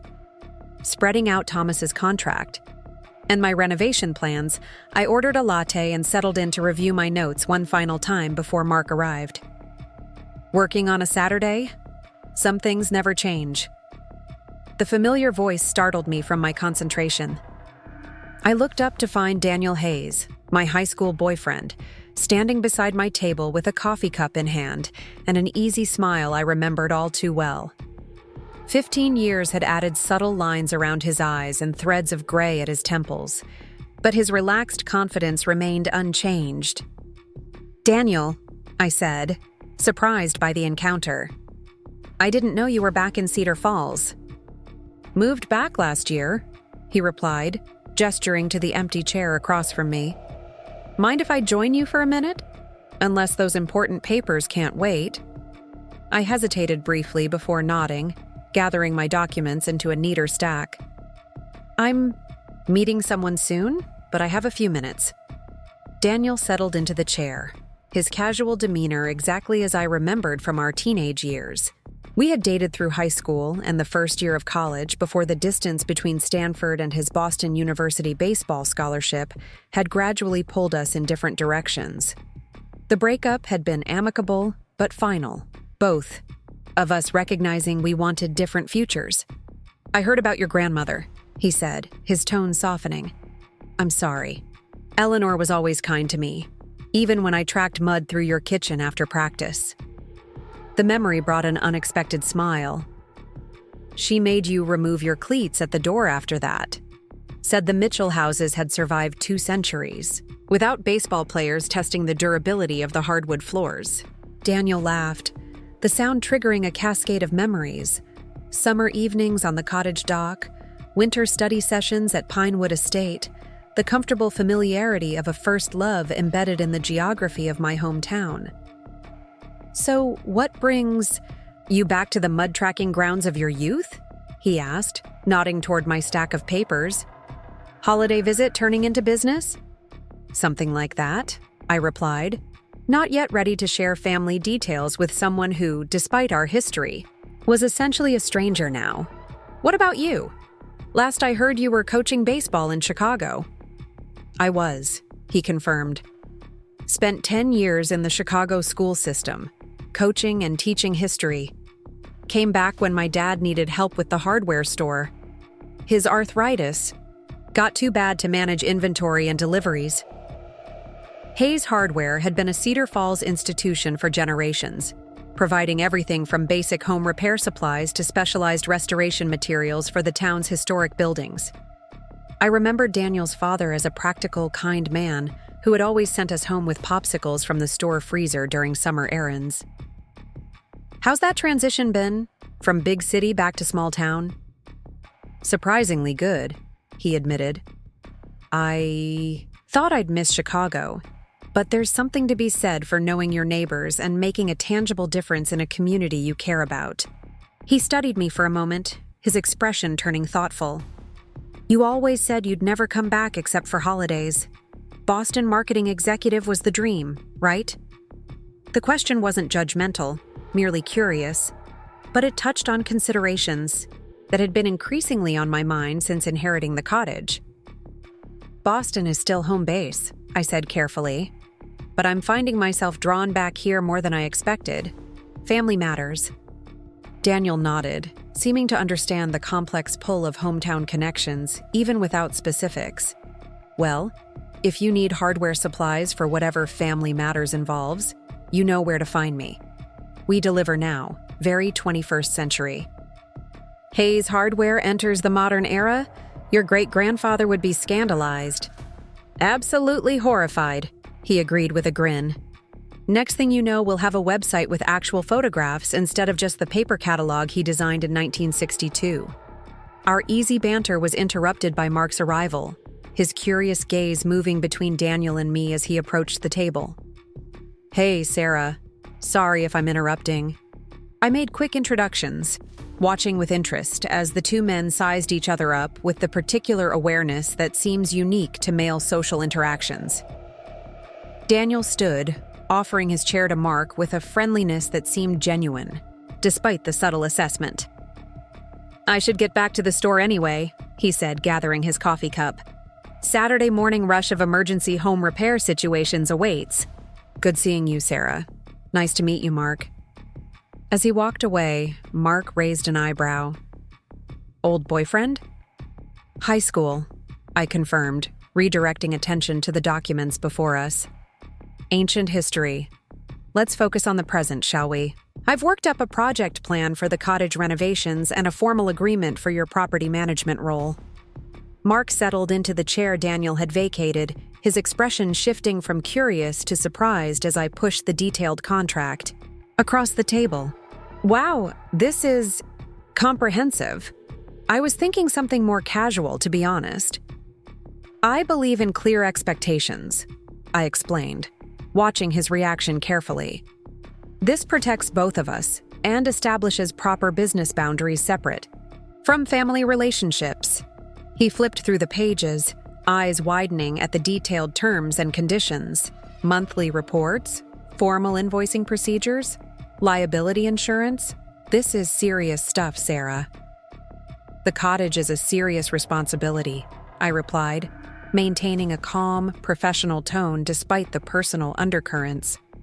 Grandma entrusted me with maintaining it properly, and that means creating appropriate systems and accountability. Mark studied me thoughtfully, seemingly reassessing our arrangement in light of the formal documentation. Mom's challenging Grandma's decision, isn't she? That's why all the sudden legal structure. His perception surprised me. What makes you say that? She's been weird all week. Super friendly on the surface, but making lots of phone calls behind closed doors. And suddenly you've got lawyer-level paperwork for what started as a family arrangement. He tapped the contract with his index finger. This has response to legal threat written all over it. I considered how much to share, weighing family loyalty against practical honesty. Mark's directness deserved reciprocal transparency, especially since he was now potentially caught between his mother's ambitions and my inheritance. Thomas received notice of a challenge, I confirmed. Your mom is questioning Grandma's cognitive capacity when she recorded the video testimony. Mark sighed, running a hand through his hair in a gesture of frustration. Classic. She just can't let it go, even when fighting makes everything worse for everyone. He pushed the contract back toward me. I'm still in, but I want to be clear about something first. Go ahead. I'm not taking sides against my mother, he stated firmly. I think Grandma made the right decision about the cottage, and I want to help maintain the property because I'm actually good at that kind of work. But I won't be used as a weapon in whatever legal battle Mom decides to create. I'm not reporting back to you about her activities or strategies. The boundary was fair and demonstrated more maturity than I had sometimes credited Mark with possessing. I would never ask you to, I assured him. This agreement is about creating a legitimate business relationship focused exclusively on property, maintenance. Your mother's actions are between her and me, with Thomas as intermediary. Relief washed over his features. Good, because I do want this job. It's actually the first thing I've been excited about professionally in a long time. Because it involves tangible skills rather than abstract business concepts, I suggested, remembering his surprising knowledge about property maintenance. Exactly. His enthusiasm was genuine, his expression more animated than I'd seen at any family gathering discussing his various startup ventures. I can see results, solve concrete problems. After the juice cleanse disaster and the meal kit delivery service, that couldn't actually deliver on time. Working with my hands feels real. The confession offered a glimpse of the authentic Mark beneath the entrepreneurial facade his mother had encouraged. A young man seeking meaningful work rather than impressive-sounding titles or ventures designed to impress Linda's social circle. The cottage renovations will certainly provide concrete problems to solve, I said, turning to the project plan I'd developed. Starting with the roof and working our way through structural issues before addressing cosmetic updates. We spent the next hour reviewing the renovation priorities, Mark offering practical insights about local contractors and realistic timelines given Vermont's weather constraints. His knowledge confirmed my instinct that property management aligned better with his actual skills than the business ventures Linda had pushed him toward. This is ambitious, he noted, reviewing the comprehensive plan. Especially if you're managing it remotely from Boston. That's where you come in, I replied. With you handling on-site coordination and daily oversight, I can focus on funding, major decisions, and long-term planning. He nodded, seeming pleased with the division of responsibilities. Makes sense. But what about your job? This is basically taking on a second career. The question touched on considerations I'd been quietly processing since the inheritance became official. I'm exploring options, I admitted. My company has been talking about opening a satellite office in Burlington to serve some Vermont and New Hampshire clients. I might be able to divide my time more evenly between Boston and here. Seriously? You'd consider moving back part-time? It's just an idea at this stage, I cautioned, unwilling to share the full extent of my evolving thoughts about balancing my Boston career with Vermont responsibilities. For now, we focus on getting the cottage through winter, with no further damage, then begin serious renovations in spring. Mark leaned back, studying me with newfound curiosity. You know, when Mom was setting up her big Thanksgiving announcement, she kept saying you wouldn't want the hassle of the cottage because your real life was in Boston. But you're taking this on like it is your real life. The observation was unexpectedly perceptive, touching on the internal shift I'd felt since reading Grandma's journals and spending time at the cottage. My real life had always seemed clearly defined by my Boston career, urban apartment, and professional identity as a marketing executive. Now those boundaries felt less certain, my sense of purpose and belonging increasingly connected to the legacy Eleanor had entrusted to me. Life isn't always confined to a single location, I said finally. Grandma understood that better than most people. She maintained meaningful connections to multiple places and communities throughout her life. Mark considered this, then reached for a pen to sign the contract. "Well, whatever you decide about splitting time, I'm officially your property manager. Just promise me one thing." "What's that?" "Don't let my mother redecorate the cottage. Her taste runs to crystal chandeliers and gold-leafed cherubs. The place would look like a casino in a month." I laughed, the tension of our earlier conversation dissolving as he signed each page with surprising attention to detail. Deal. The cottage aesthetic remains rustic New England charm with modern conveniences. No Vegas influences allowed. With our agreement finalized, we parted with a new professional relationship layered over our family connection. I watched Mark walk toward his car, noting the straightened posture and purposeful stride that suggested our arrangement had provided something beyond income, perhaps a sense of direction and competence his previous ventures had failed to generate. After he left, I remained at the coffee shop, ordering a second latte as I contemplated my next steps. The conversation with Mark had confirmed my instinct that he could be a valuable ally in maintaining the cottage, while our discussion of splitting time between Boston and Vermont had verbalized considerations that had been percolating in my mind since Thanksgiving. My phone chimed with an incoming text from my mother. "Dad and I are meeting with designer about kitchen renovation. Dinner at 7 if you're still in town.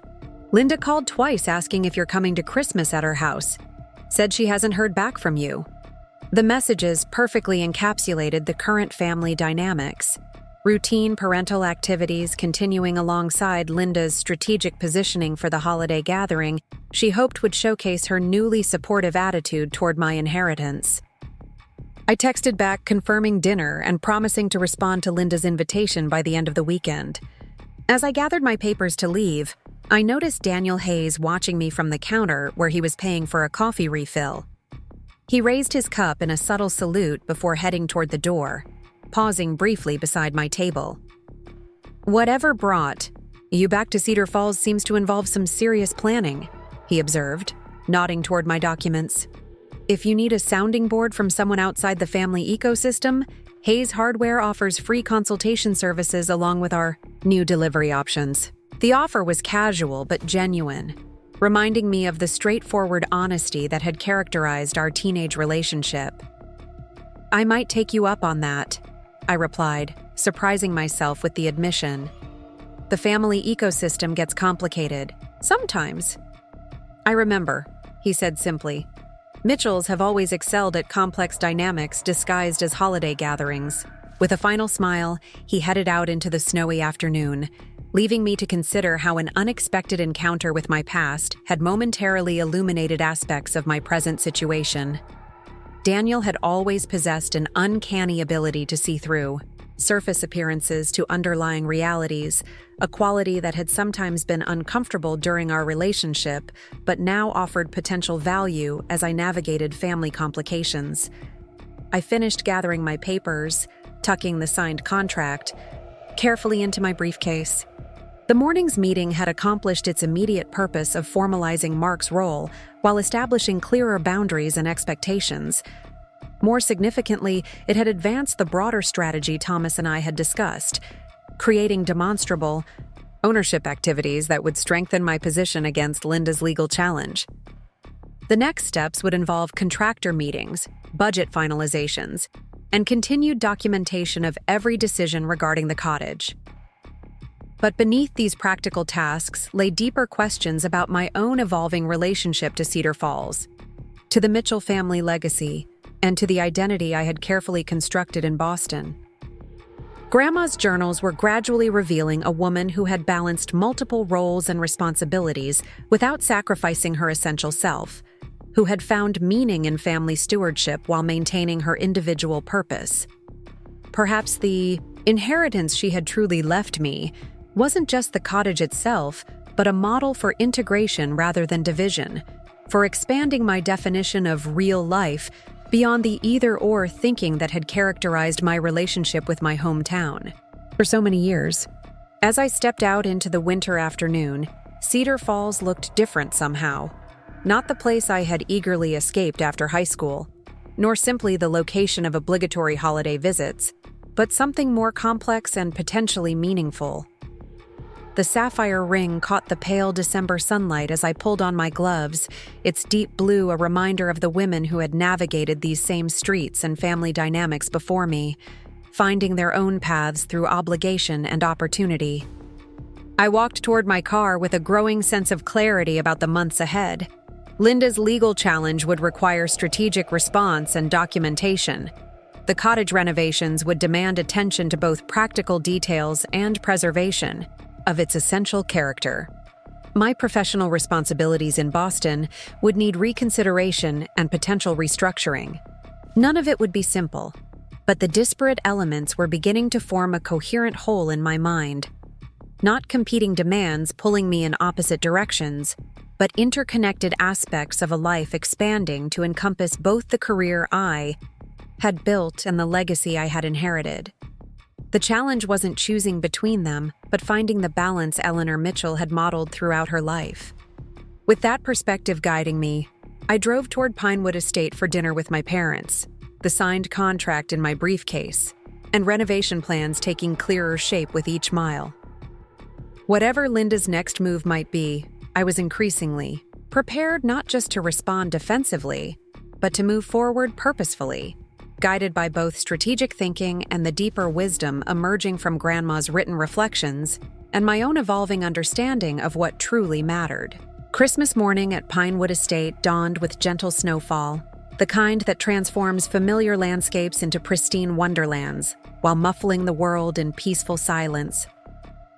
I stood at my childhood bedroom window, watching individual flakes drift past the glass, each one unique yet part of a collective beauty that had always made Vermont winters magical despite their challenges. Downstairs, I could hear my parents moving about the kitchen, their quiet conversation and the scent of fresh coffee creating the comforting rhythm that had characterized holiday mornings throughout my life. This year felt different. Both the absence of Grandma Eleanor's physical presence and the deepened connection to her wisdom through months of reading her journals created a strange paradox of loss and closeness intertwined.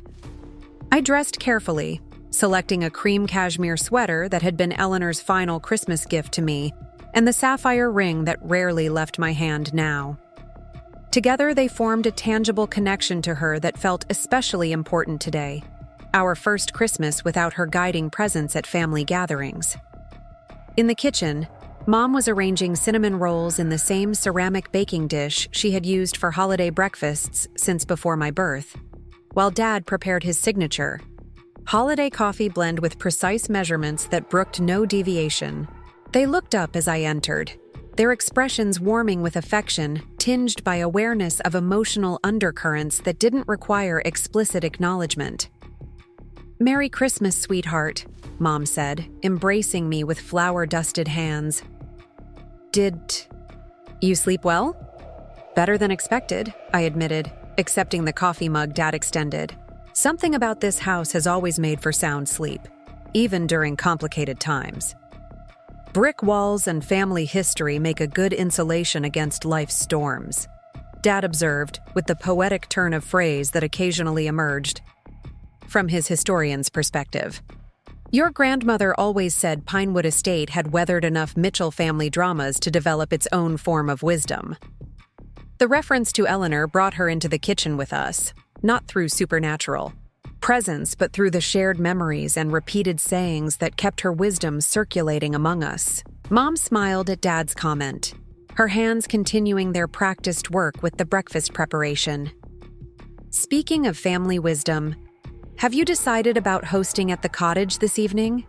she asked, turning toward practical matters with characteristic efficiency. "The original plan was dinner here, but if you'd prefer to establish your own tradition at Lakeside." The question represented more than logistics, offering an opportunity to assert my role as cottage inheritor through hosting the first major holiday gathering since Eleanor's passing. I had been considering this possibility since the legal challenge resolution, weighing practical readiness against symbolic significance. "Actually, yes. I decided in that moment, the rightness of it settling into certainty. I'd like to host Christmas dinner at the cottage. It feels appropriate to continue Grandma's tradition of holiday gatherings there. My parents exchanged glances that contained volumes of unspoken communication, pride, support, perhaps slight concern about my taking on such a meaningful responsibility so soon. "We can help with food preparation," Mom offered. "I doubt the cottage kitchen is fully stocked for holiday cooking yet." "Thank you, but I'd like to handle it myself," I replied, the decision crystallizing as I spoke. "Mark finished the kitchen updates last week, and I brought supplies yesterday in case we decided to use the cottage. It won't be as elaborate as Grandma's holiday feasts, but it will honor her traditions while establishing some of my own." Dad nodded with evident approval. "Eleanor would appreciate that balance, respecting tradition while creating your own approach. That's how living legacies actually function." The morning unfolded with familiar Mitchell family traditions: cinnamon rolls and coffee before gift exchanges in the living room, phone calls to distant relatives, and the gradual gathering of immediate family as my brother Michael arrived with his wife and children. Their twins, now 7 years old and vibrating with holiday excitement, brought energetic chaos to the otherwise tranquil morning. "Aunt Sarah, did you see what Santa brought?" they demanded in near unison, brandishing new tablets with protective cases designed for durability rather than aesthetics, clearly chosen by practical parents who understood active children. "Amazing," I affirmed with appropriate awe. "And I hear we're having Christmas dinner at your great-grandmother's cottage tonight. Would you like to help me prepare something special there this afternoon?" Their enthusiastic acceptance led to rapid planning of child-friendly cooking projects, Michael catching my eye with appreciative understanding. "Clever move, redirecting some of this energy toward productivity. Mom taught you well." "Grandma was the real master," I reminded him. "Remember how she always had special projects prepared whenever we visited?" Activities that seemed like privileges rather than distractions, though they definitely kept us occupied and out of trouble. "Mostly out of trouble," he corrected with a grin. Though I recall certain dock-jumping incidents that tested even her patient management strategies. The shared memory created a moment of connection that had sometimes been missing during our adult years, when my Boston-focused career and his Chicago medical practice had limited interactions to brief holiday visits characterized more by polite catching up than genuine engagement. Perhaps Eleanor's passing had removed certain constraints, allowing new configurations of family relationships to emerge. After gift exchanges and brunch, I drove to Lakeside Cottage, Michael's family following, in their rental car. The property looked particularly beautiful in fresh snow, its cedar shingles and green trim creating perfect contrast against the white landscape. Mark had arranged for the driveway to be plowed and had left outdoor lights glowing welcomingly, his property management responsibilities being executed with consistent attention to detail. Inside, the cottage felt neither empty nor haunted by Eleanor's absence, but rather filled with the accumulated care she had invested over 15 years of thoughtful stewardship. Her touch remained visible in every room, the arrangement of furniture to maximize both function and lake views, the collection of regional field guides on accessible shelves, the kitchen organization that prioritized efficiency without sacrificing beauty. "Wow, you've been busy," Michael observed, taking in the subtle updates that had been implemented while maintaining the cottage's essential character. "New countertops in the kitchen, refinished floors in the main room, but it still feels completely like Grandma's place." "That's been the goal," I acknowledged, watching his twins immediately gravitate toward the window seat Eleanor had designed specifically for younger visitors, complete with hidden storage for board games and puzzles. Honoring what she created while addressing practical needs for the next generation of use. The afternoon passed in pleasant collaboration as we prepared the Christmas dinner. Roast turkey with Grandma's chestnut stuffing, some actually reserved. From Linda's dinner the previous night, traditional sides, and the cranberry orange relish that had been a Mitchell holiday requirement for generations. The kitchen hummed with activity as my niece and nephew participated in carefully selected tasks, while Michael and his wife helped with more complex preparations. "When did you become such a confident cook?" my sister-in-law Clara asked as I demonstrated the precise chopping technique Eleanor had taught me for the vegetable medley. "I remember you claiming kitchen incompetence during family gatherings in previous years." The observation was accurate. I had often positioned myself as culinarily challenged, focusing on professional achievements rather than domestic skills during holiday visits.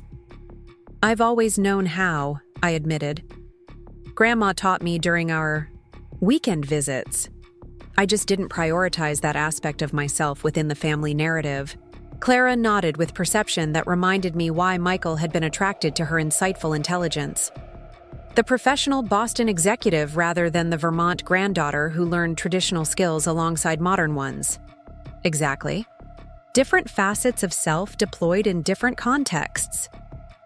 "And now those contexts are merging," she observed, watching me move confidently through Eleanor's kitchen, now officially mine, but still carrying her influence in every organized drawer and thoughtfully placed utensil.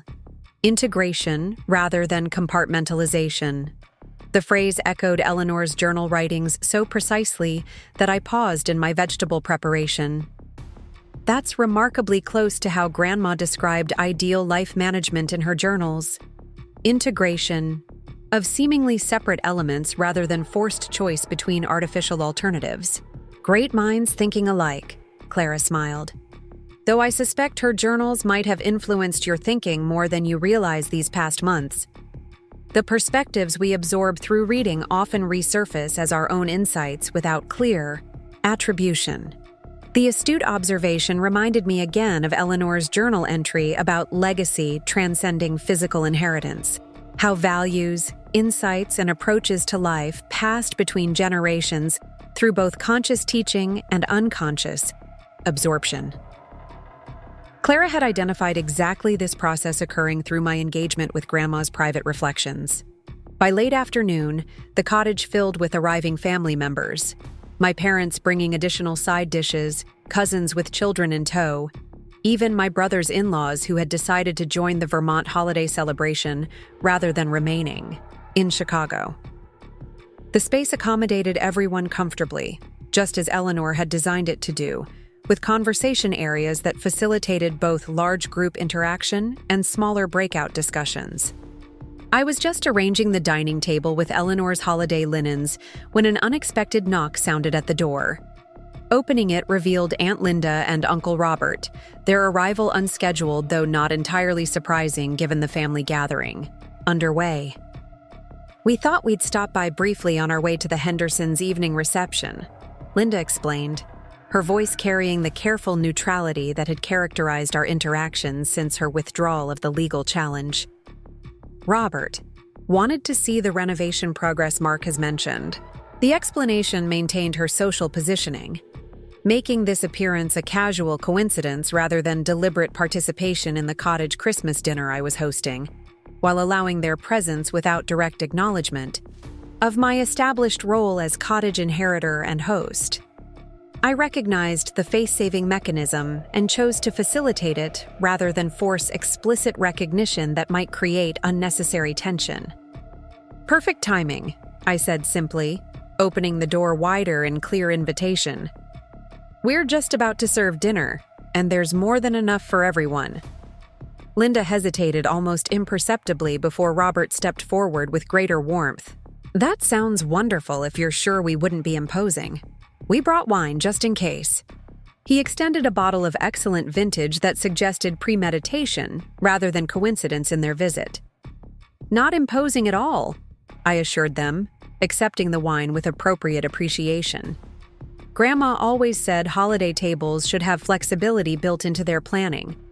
The gentle reference to Eleanor created a moment of shared connection despite lingering tensions, her remembered wisdom providing common ground that transcended immediate interpersonal complications.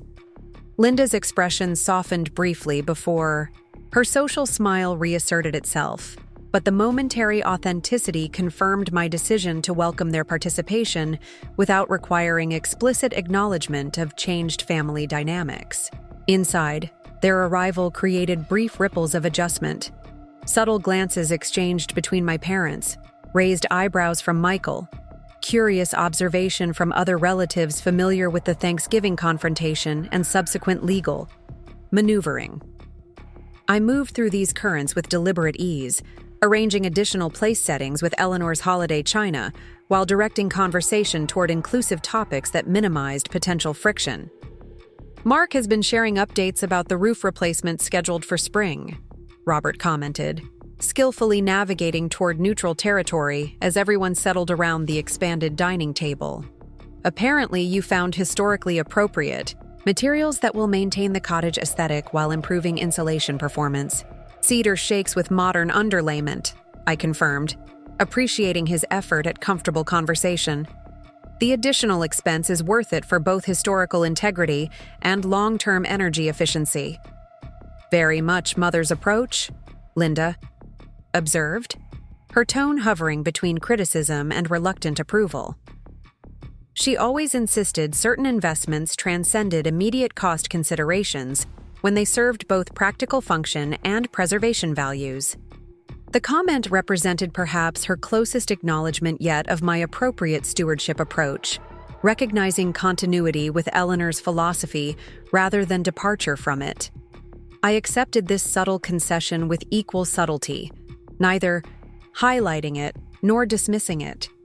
The cottages that maintain their historical character while accommodating modern needs are the ones that remain relevant to successive generations, I noted, echoing perspectives from Eleanor's journals without explicitly citing them.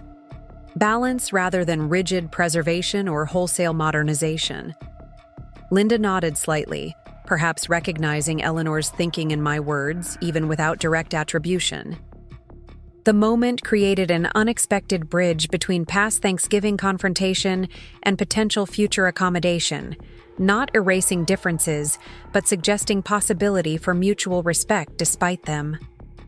Dinner proceeded with surprising harmony, given the complicated history among those gathered around the table.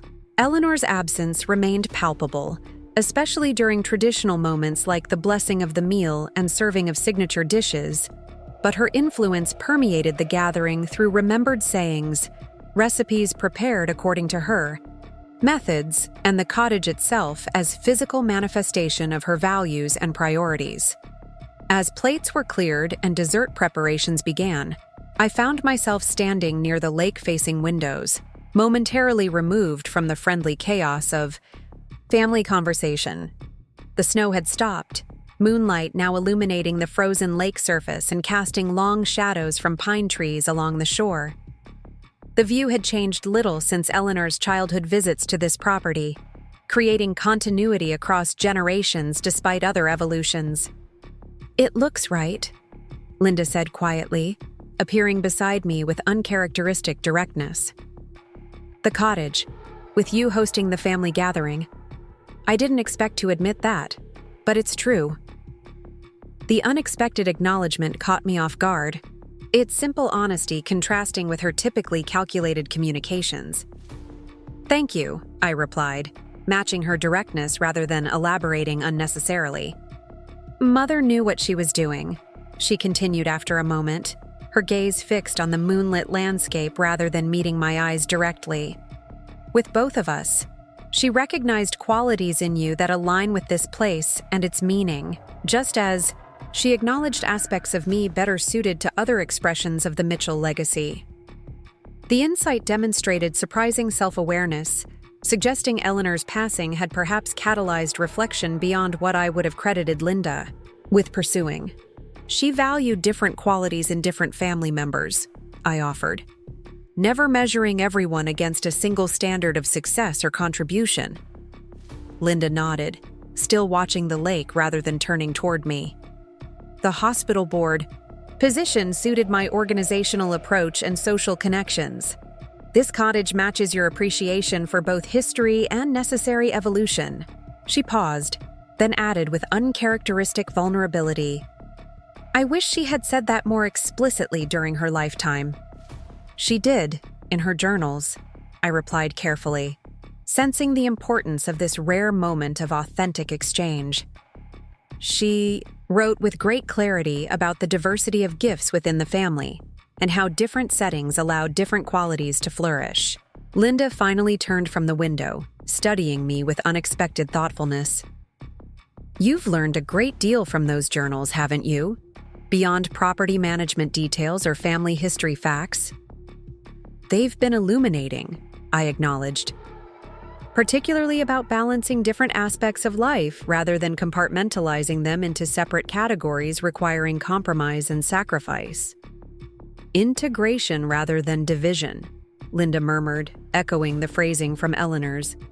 Reflections so precisely that I wondered whether Grandma had shared these insights with her daughter directly at some point. Mother always managed that balance better than I did, though I rarely admitted it even to myself. The confession represented remarkable vulnerability from someone who had constructed her public persona around appearance of effortless perfection, rather than acknowledged struggle with competing values or priorities. Before I could respond, Robert approached with dessert plates, the moment of unusual connection dissolving as quickly as it had formed. "Who's ready for pie?" he asked, cheerfully, unaware of the significant exchange he had interrupted. "Your mother's cranberry tart is spectacular, Sarah. Eleanor would have approved completely." The gathering continued into evening hours, branching into smaller conversation groups as dinner transitioned to dessert and coffee. I noticed Linda speaking with Mark in what appeared to be genuine interest about his property management work, perhaps seeing her son's capabilities through new perspective, after months of his successful cottage responsibilities.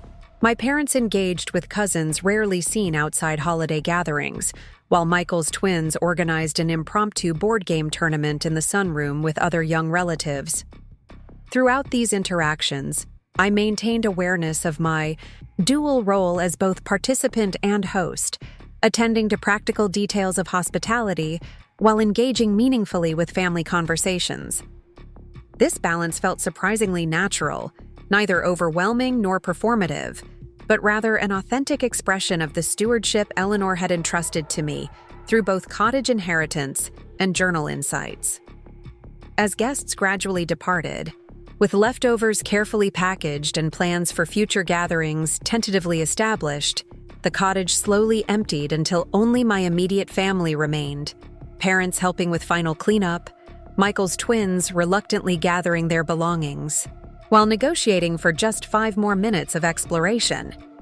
"This was exactly right," Mom said quietly as we stood in the kitchen, putting away the last of Eleanor's holiday china. Now officially mine, but carrying generations of Mitchell family history in every careful gilt edge and hand-painted detail.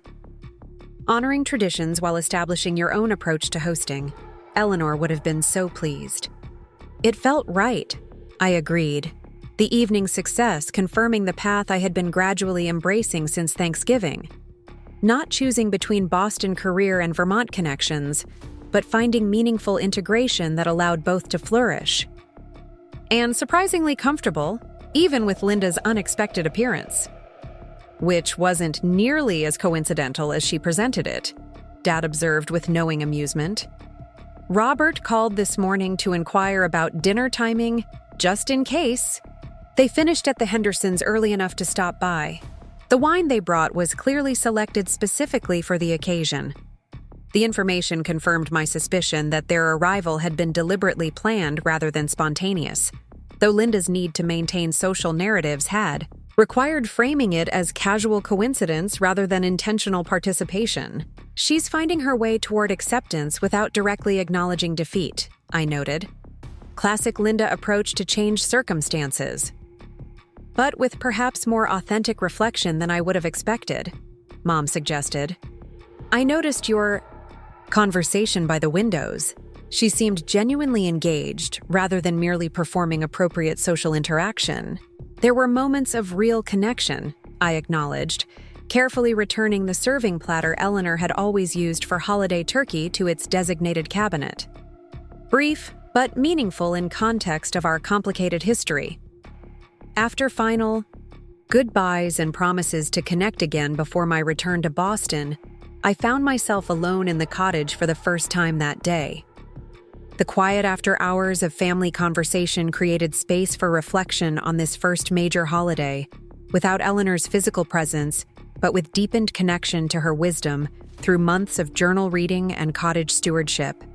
Moving through the rooms now bearing subtle evidence of successful gathering, slightly rearranged furniture, dessert plates waiting for final washing, a forgotten child's toy beneath the coffee table, I felt profound gratitude for the inheritance that transcended property ownership.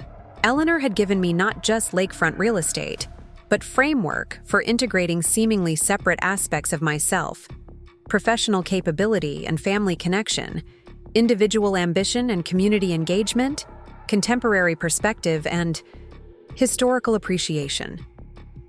In her study, I opened the desk drawer containing her journals, selecting the volume I had not yet read, the final year of her reflections before illness had prevented further writing. The familiar handwriting welcomed me as I settled into her reading chair, moonlight streaming through windows onto pages filled with her characteristic insight and observation. "Legacy is conversation across time," she had written in an entry dated just months before her diagnosis. Not monologue imposed from past to present, but dialogue between generations, each contributing perspective while respecting insights that transcend immediate circumstances. The Mitchell family's strength has always been this balance, honoring what came before while adapting to what is and preparing for what might be. The observation captured exactly what had transpired during this Christmas gathering, continuing traditions while allowing them to evolve, maintaining connections while acknowledging changed circumstances, preserving what remained meaningful while releasing what no longer served. Not perfect resolution of all family tensions or complete transformation of long-established patterns, but thoughtful navigation of both continuity and necessary change.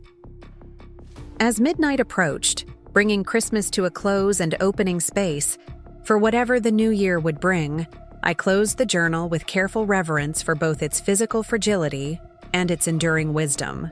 The path ahead still contained practical questions requiring attention: finalizing Burlington office arrangements, establishing cottage renovation schedules, navigating evolving relationships with family members, including Linda.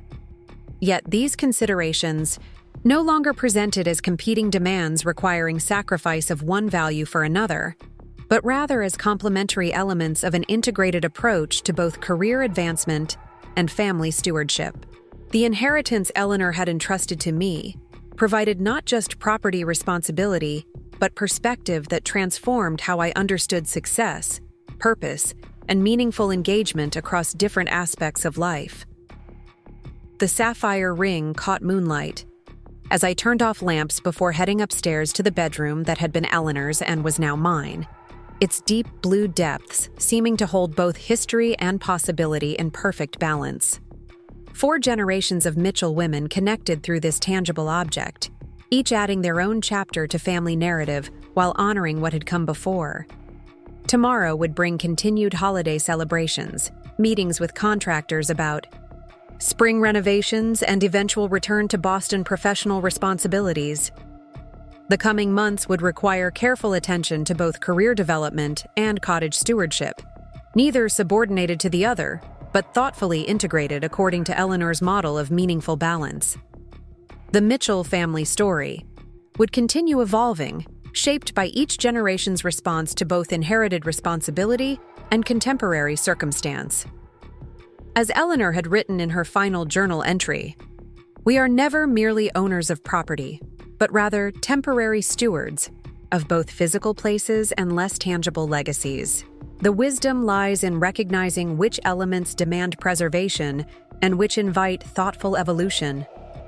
That recognition represented the true inheritance she had passed to me, not just Lakefront Cottage with its practical demands and emotional significance, but perspective that transcended specific property to encompass broader understanding of how past, present, and future connect through conscious stewardship across generations. As I drifted towards sleep in the room where Eleanor had spent countless nights gazing at the same moon-dappled lake, now visible through my window, I felt profound gratitude for this unexpected gift. The Thanksgiving confrontation that had begun. This journey now seemed not unfortunate family drama, but necessary catalyst for transformation that extended far beyond property ownership to encompass fundamental recalibration of values, priorities, and self-understanding. The true revelation hadn't been the letter I produced at that tension-filled dinner, but rather the ongoing conversation with Eleanor through her journals, through the cottage itself, and through the family connections, both complicated and enriching.